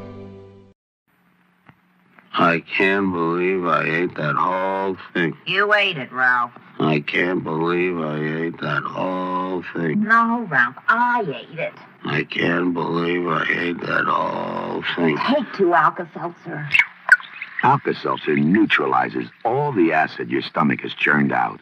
For your upset stomach and headache, take Alka-Seltzer and feel better fast. Did you drink your Alka-Seltzer? The whole thing. 31, 32, 33. 66 Marlin is bigger than I thought. I told you, full size. Our old car is 48 steps around, 55, 56, 57. Honey, it's the inside that counts. You're going to walk across the top. It's built low, and yet you can sit up straight. How tall are you, Harry? Unbelievable. I'm 6 feet tall, and I have blue eyes. Why don't you kick the tires? Silly. Now, why did you tell me the Marlin was a sports car? I said it was both. A sports fastback and roomy enough for the family, too. Well, you're right again. Both us. Yeah. See the 66 Marlin at your friendly Giant Killer, your American Motors Rambler dealer. Marlin by American Motors, where quality is built in, not added on. Allied Chemical created touch. So things like this could happen to your body. All right. I don't know if ad break's over or not, but the timer ran out, so we'll assume it is.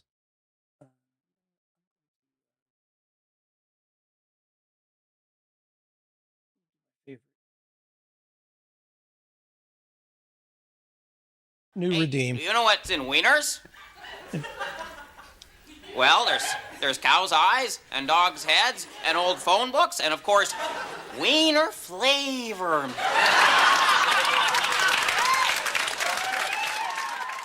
It's my new favorite. I could play it every now and then. United used to be Continental. Mom used to work for Continental. Cool. Resub from Bear Pops. Thank you, man. Appreciate that.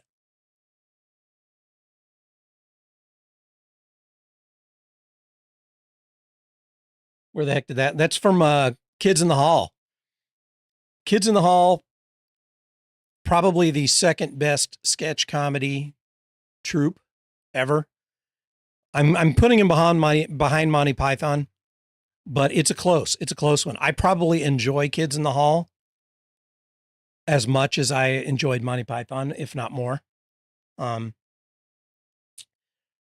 Kids in the Hall is a very Gen X style sketch comedy troupe from late 80s, early 90s. If you've never watched them, you should probably catch a few of their old shows. Pretty good. They had some great characters and skits. That was Gavin. That kid is Gavin. Where have I been? I had a problem with my streaming software. And it took me, I'm switching over to OBS. I'm testing OBS right now. I don't have it all tweaked out yet. This is my shakedown cruise for the new stuff. I had to rebuild everything basically from scratch in OBS.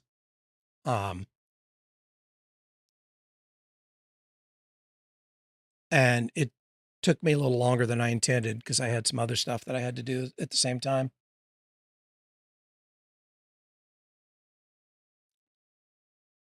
But why is the screen chat so far behind Twitch chat? That's interesting because it's not for me. It is, YouTube's going to be lagging, but it's not. Okay. Yeah, it's scrolling. So yeah, that's on my list of things to work on.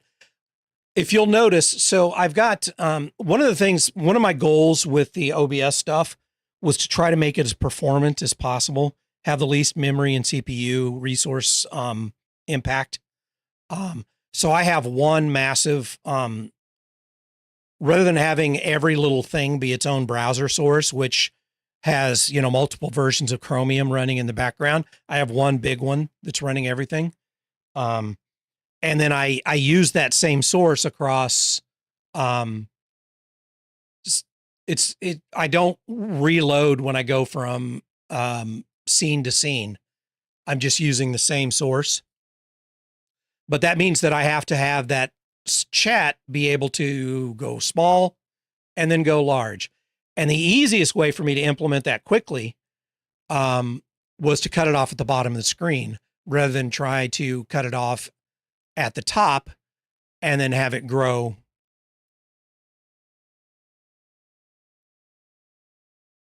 Whoa, why is, something broke. Transition broke. There we go. All right. Well, but to get it to grow like that, since it's the same source, to get it to grow properly, it was just easier for me to implement cutting off at the bottom, scrolling off the bottom instead of the top. I'll work on fixing that, but it wasn't my number one priority. Stop playing with the buttons. How am I supposed to shake it down if I don't shake it? Answer me that.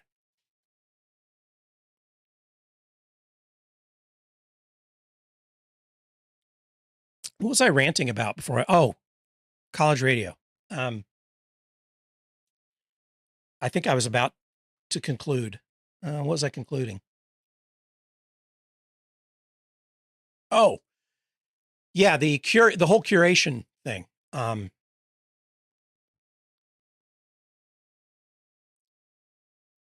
So even though it wasn't like elitist, even though it wasn't like industry experts curating college radio playlists, they were enthusiasts, right? They were still people with an above average knowledge and enthusiasm for music. So it was a looser form of curation, and there was some collaborative aspect to that. Whereas you had, the college radio charts, which was like the collaborative statistics associated with all college radio stations across the country. But that form of curation was an alternative curation from the top 40, goddamn, why did the word just leave me?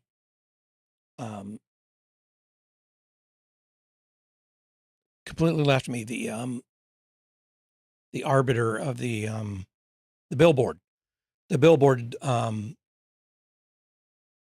rankings, or fucking Casey Kasem or whoever. It was an alternative to that. It was not based off of industry control. It was based off of enthusiast input. But it was still a form of curation, right? It was a in-between form of curation. But once you get to the internet, you really have very little of that now. To the modern internet, I shouldn't say, it didn't start off that way. Curation was still a big part of the early internet, but now it's democratized, except that exposure to content, this incredible fire hose of content, is algorithmically curated for other reasons other than interest in the content. It's maximizing profit, maximizing ad appeal. Oh, you like this? Let me send you 14,000 things that are almost identical to that and drown out anything else. And it's based off of financial statistics associated with the content, not any kind of conceptual or categorical connections. Not you might also like style connections, which was, the prior iteration of this. So that's what and it's in the guise of, there is no curation, because curation now is called gatekeeping. There is no gatekeeping anymore. You can put whatever music you want out there on YouTube and anybody can hear it. Not sure why you keep getting boner pill ads. Still young. You're never too young for a boner.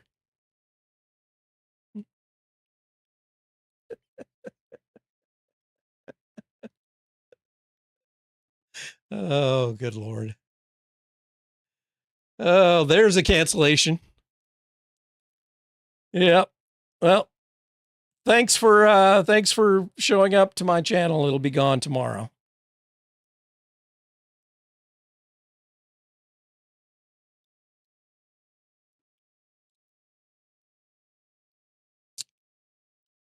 So where I was going with that is,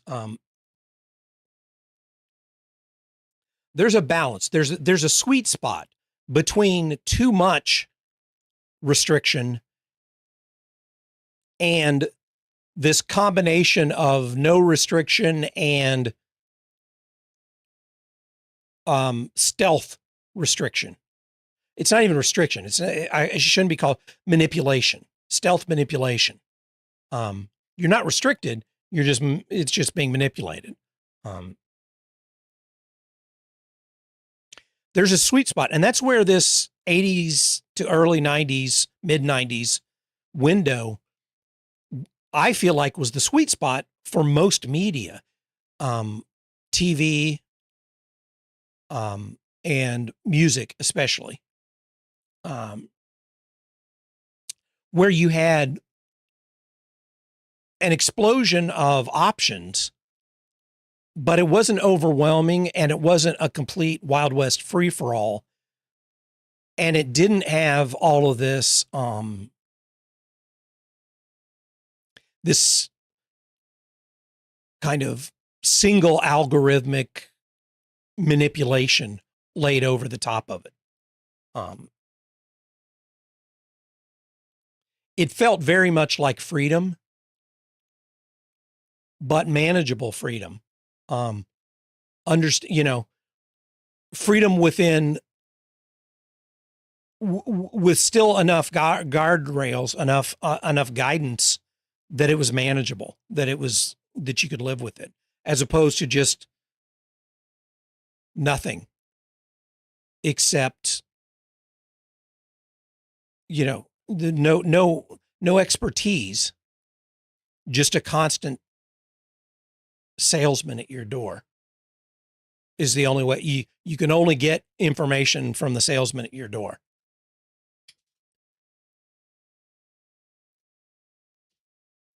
Even the so-called critics and people that are that try to position themselves as principled curators, for the most part, are algorithmically motivated. Their primary goal, and I put myself in this category. I mean, what I'm doing right now, my motivations are very much influenced, if not guided by, or concerned about,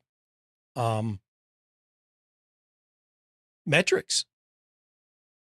Now, I'm not controlled by that because I just can't make myself, I can't turn myself into not restricted, just manipulated. Yeah. Sounds like marriage. Exactly. You don't own my body.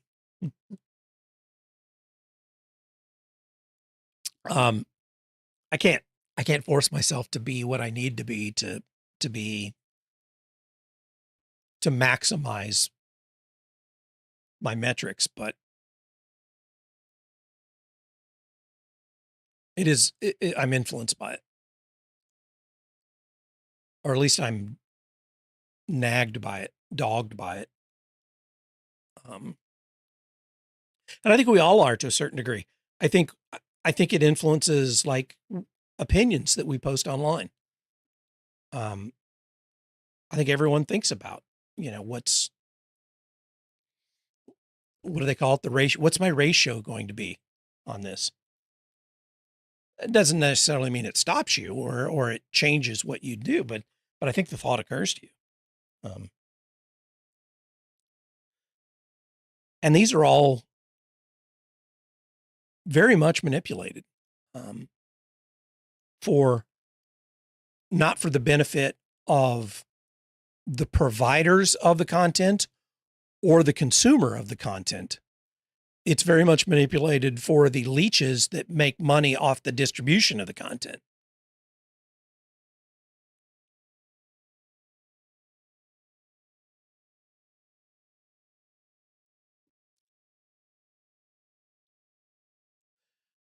So, where did I even start? Oh yeah, I was starting on talking about things that I like to, areas of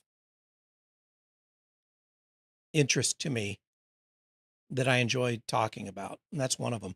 You know, I kind of half jokingly tossed the idea out to Chris that, that we should do a podcast around college radio, old college radio.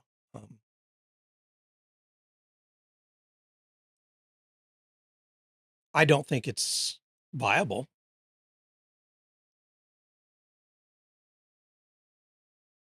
But I would enjoy it.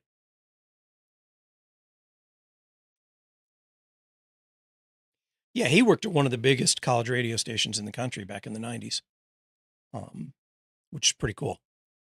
But we both have kind of slightly different perspectives. I'm an early 80s exposure. He's a mid 90s to maybe late 90s exposure. But we both have opinions that have a lot in common, but are slightly different about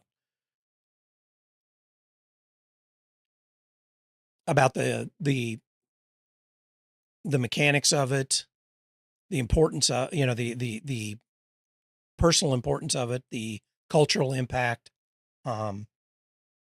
etc. And probably some stories. Most of my stories are about who I peed next to. We had a local club that hosted most of the college acts, college radio acts that would come into town would play there.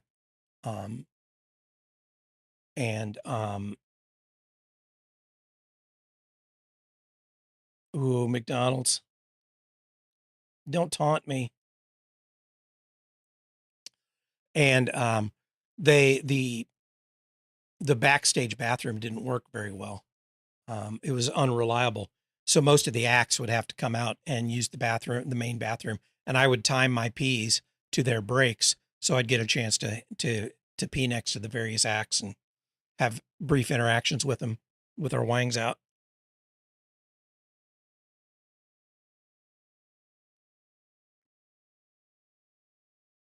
Philly cheese stack. I've never heard of that being a McDonald's thing.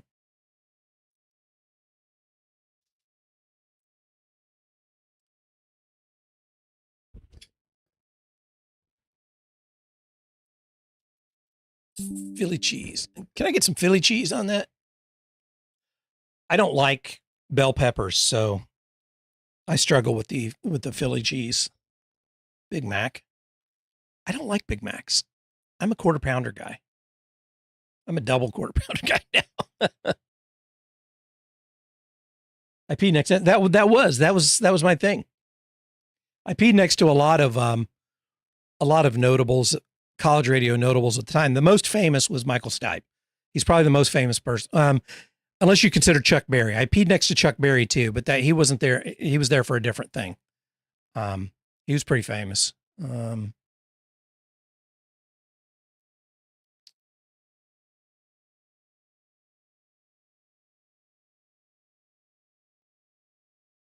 Who else? Michael Hutchins from NXS. Trying to think of people that would have that you would know of, that kind of made it big, that were in the college radio circuit at the time.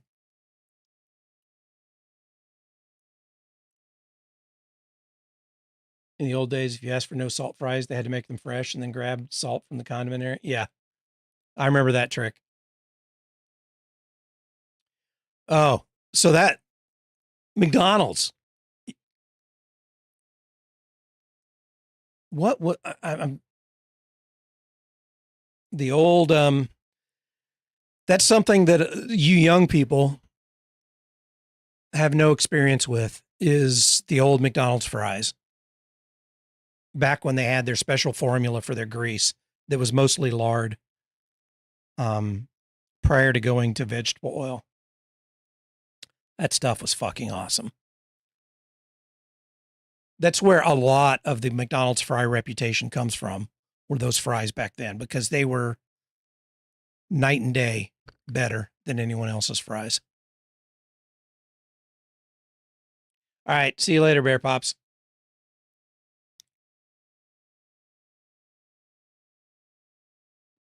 Can't remember what it was called. Formula. There was a number for it. I can't remember. It was Formula something or other for their grease formula. That they got rid of in the 80s because of the trans fat people. We have a really nice pizza here called Chicago Town Pizza. It's not related to anything in Chicago, huh? It's just a branding thing. Non-American McDonald's has some great menu items. I've heard that. I don't have any experience with that. I've heard from visiting Americans that the UK McDonald's is higher quality, but smaller burgers. Well, that's just a reflection of the people, right? UK people are higher quality, but smaller. USA stuff is slop. It is. It's still good slop, but it's slop. And I don't mean good as in quality. I mean good as in addictive. What movie are you seeing? Steak and shake fries. Ugh. You're kidding. Steak and shake fries are all, there's no inside. They're all outside. I don't care for steak and shake fries. I think the proportion of fluff to crunch is too low. If I visit the US, I'm going on a fast food road trip. There's a lot of good options, or at least there used to be. I haven't eaten fast food in a while, but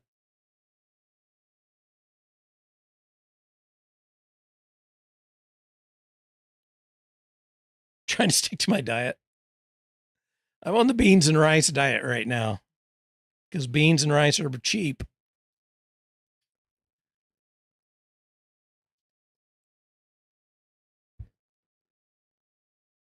And oatmeal. Beans, rice, and oatmeal. Those are the staples.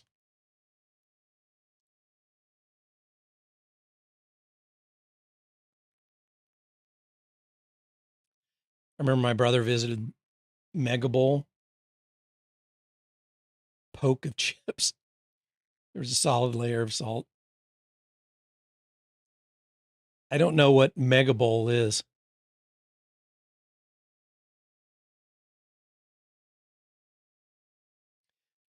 It sounds like one of those cable TV knockoffs of sports.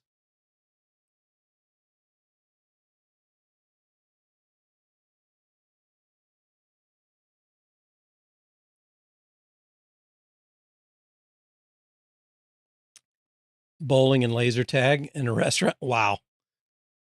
So did you do bowling and laser tag at the same time? Like, did you have to try to throw the ball without getting shot? Or could people like laser tag your ball and it got swept into the gutter?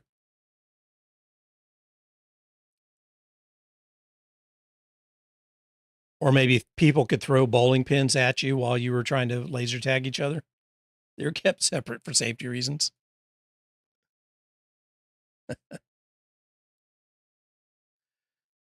All right, I need to start making my list of things I need to fix. So I need to fix the order of chat in the overlay.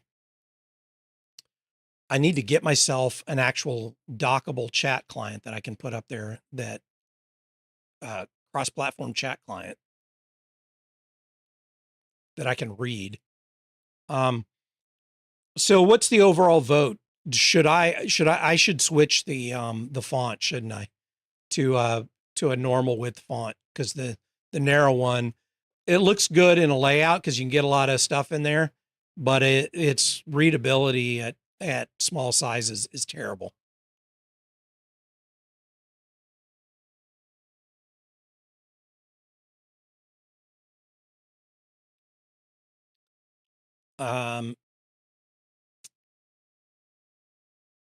I need to get the content scroller working in the big window on the left. But that's going to take a little work. I need to figure out what that problem was when I was there. See that happen?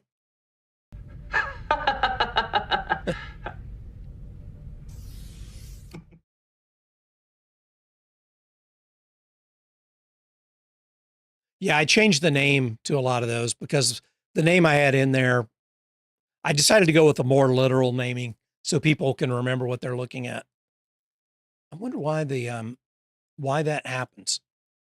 I got to look at the timing on that. Ah, okay. So if that doesn't have a chance to catch up, it freezes. It's the lag.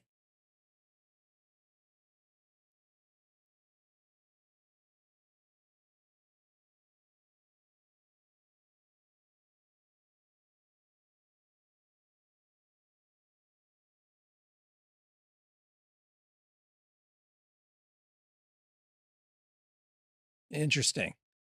All right. I'll work on that. That's going to be some JavaScript code that I need to work on.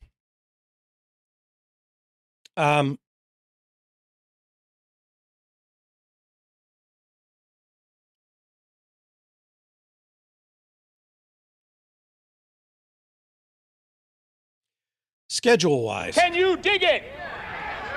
Can you dig it? Can you dig it? I should replace some of, like that one would be better with the visual, but I was trying to do some low cost ones along with, channel points wise.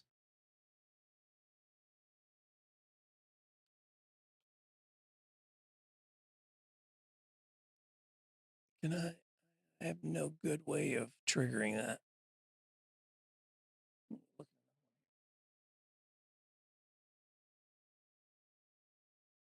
Discussion of the Warriors. Okay, I can do that. Man, I loved that movie. It's not a good movie by any metric, but it's entertaining as shit.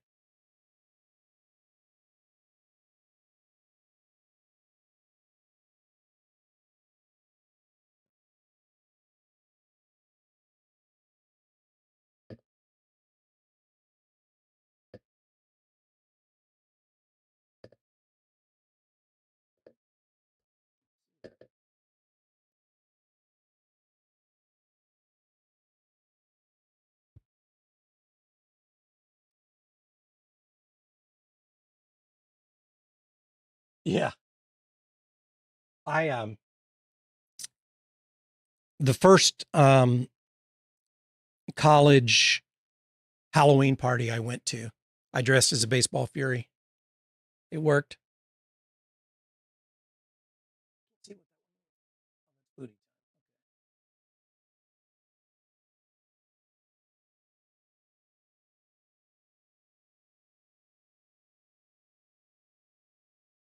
I'm checking someone's. Rolls downstairs, a motor in pairs, rolls over your neighbor's dog.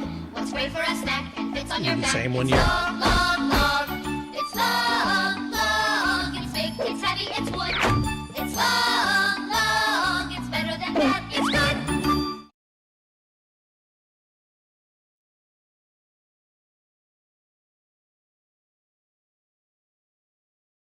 It was funny at the time too. The split between people that knew what I was dressed as and didn't.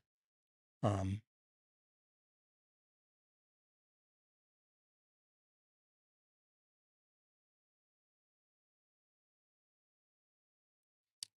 was also funny because most of the college guys were too cool to have very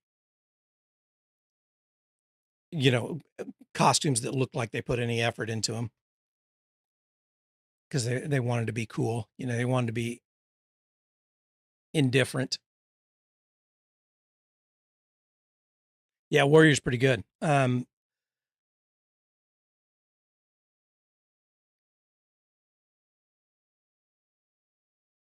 entire Halloween experience is all about making people work for figuring out what I am.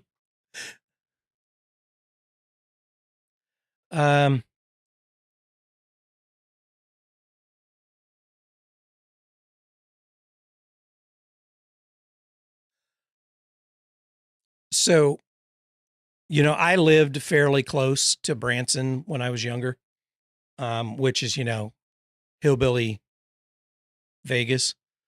Um,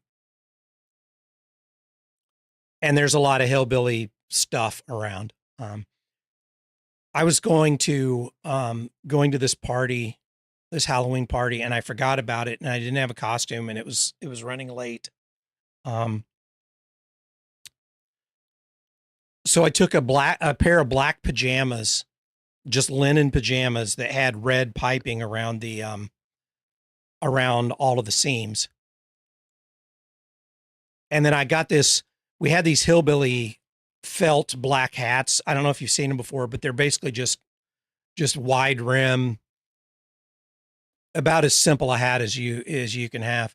And I bought one of those, and I pinned up one side and put a feather in it, and it looked like a musketeer hat at that point, because, you know, when it's just flopped down, it just looks like a hillbilly hat, but you pin one side up and it looked like a musketeer hat. So I did that. And then I wrapped just a red scarf around as like a cummerbund type thing. And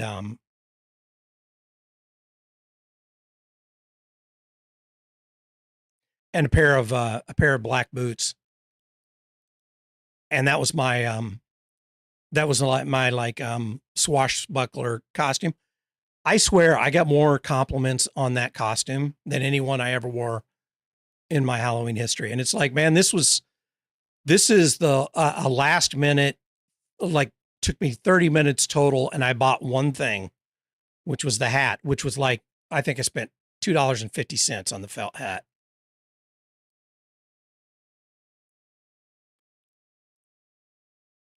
Low effort, low expense, and it worked better than anything else that I ever tried. Not because it was that cool. I don't know why. It's just that I guess, of course, you know, I had long hair at the time too, which worked out pretty well. And my hair, well, used to, when I would grow it long and back, it's curly enough that I would get these perfect ringlets, just big old ringlets, look like a little nursery rhyme girl, you know, with the, so if I didn't dry it or brush it out when it was long. So I just let it go. So I had the ringlets coming down with the long hair and the hat, you know, I don't know. It worked really well for me. One year I dressed as a highwayman and told people exactly what I was, and proceeded to spend the night explaining why I didn't look like a Caltrans. Yeah. Where's your safety vest? Did you tell everyone to stand and deliver? Stand and deliver. Speaking of college radio, Adamant peed next to him.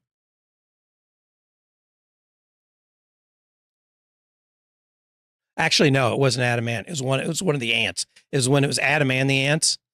And it was one of the ants. It wasn't Adam, because Adam was in there, but he was all the way down. The guy I stood next to was one of the ants.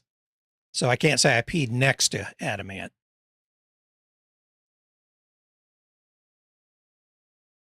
Which the ants went on. I'm just a stupid piece of music trivia. The producer stole the ants from Adam and the Ants and got a teenage girl lead singer and formed Bow Wow Wow. So the band Bow Wow Wow, other than what's her face that was the lead singer, and I can't remember her name, Annabelle something, who was like 14 years old when she started, 15 maybe, when they started the band. The band was the Ants from Adam and the Ants. Terry Pratchett, anyone asking a dwarf for his money or his life had best bring a deck chair, pack lunch, and a book to read while the debate continued. Yep. Schedule.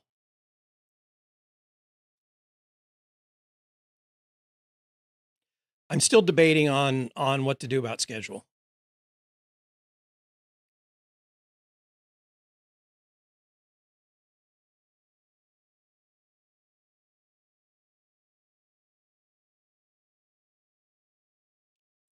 I'm considering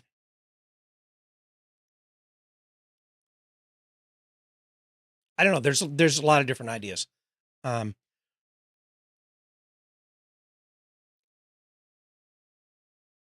So what if I do a weeknight Hell Let Loose and then a Saturday and Sunday morning Hell Let Loose?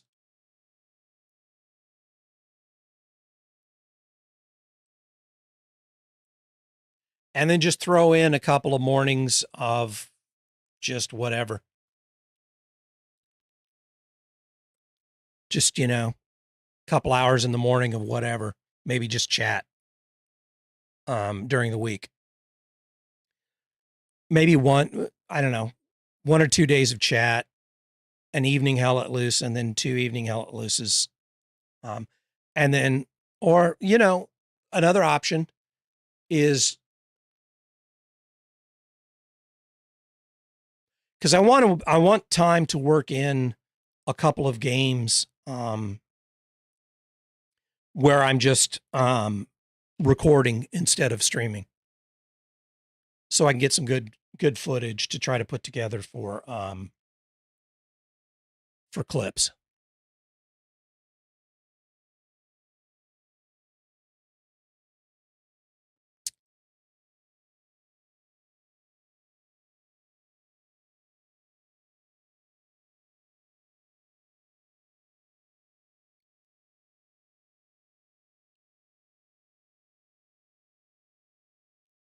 Yeah, I mean, we had been trying to do that, and that's still probably a good night to try it.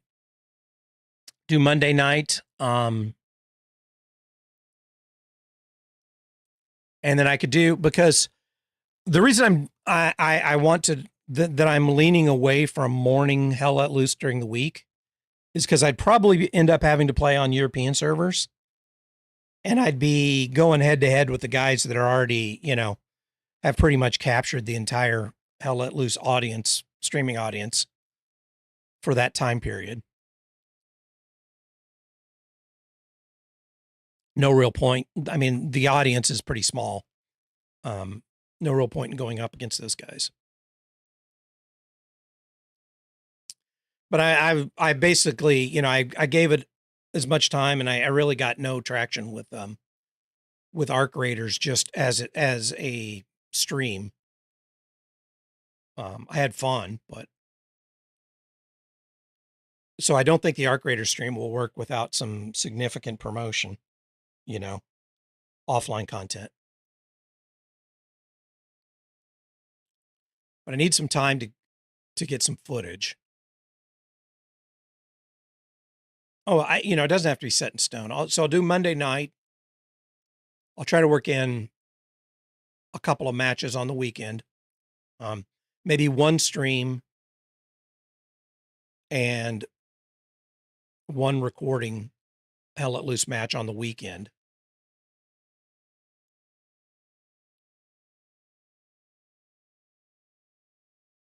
Oh, I'm like, why am I not seeing the YouTube?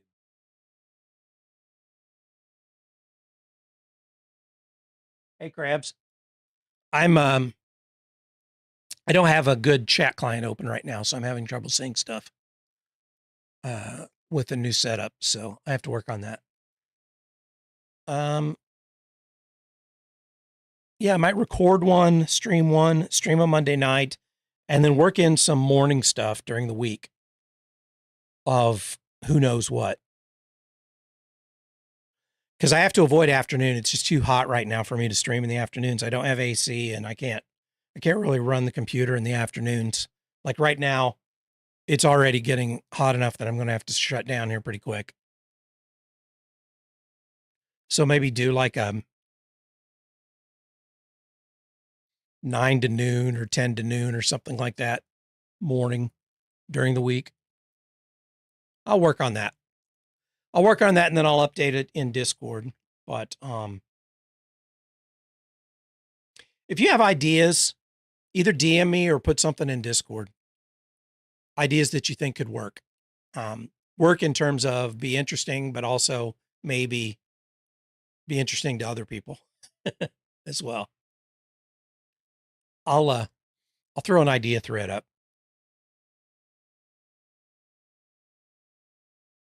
Removing clothing buzz. Yeah.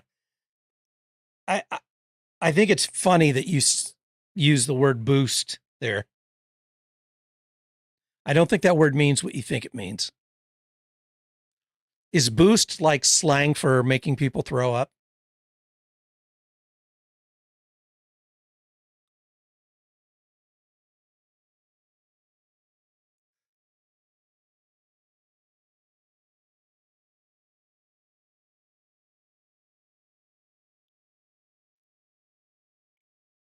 Of course, a lot of this is contingent on whether I'm still going to be online in 2 weeks. So we got that to worry about as well, but it means to steal something. We used to call it boot. We used to call it to boot. When you'd puke, I got a boot.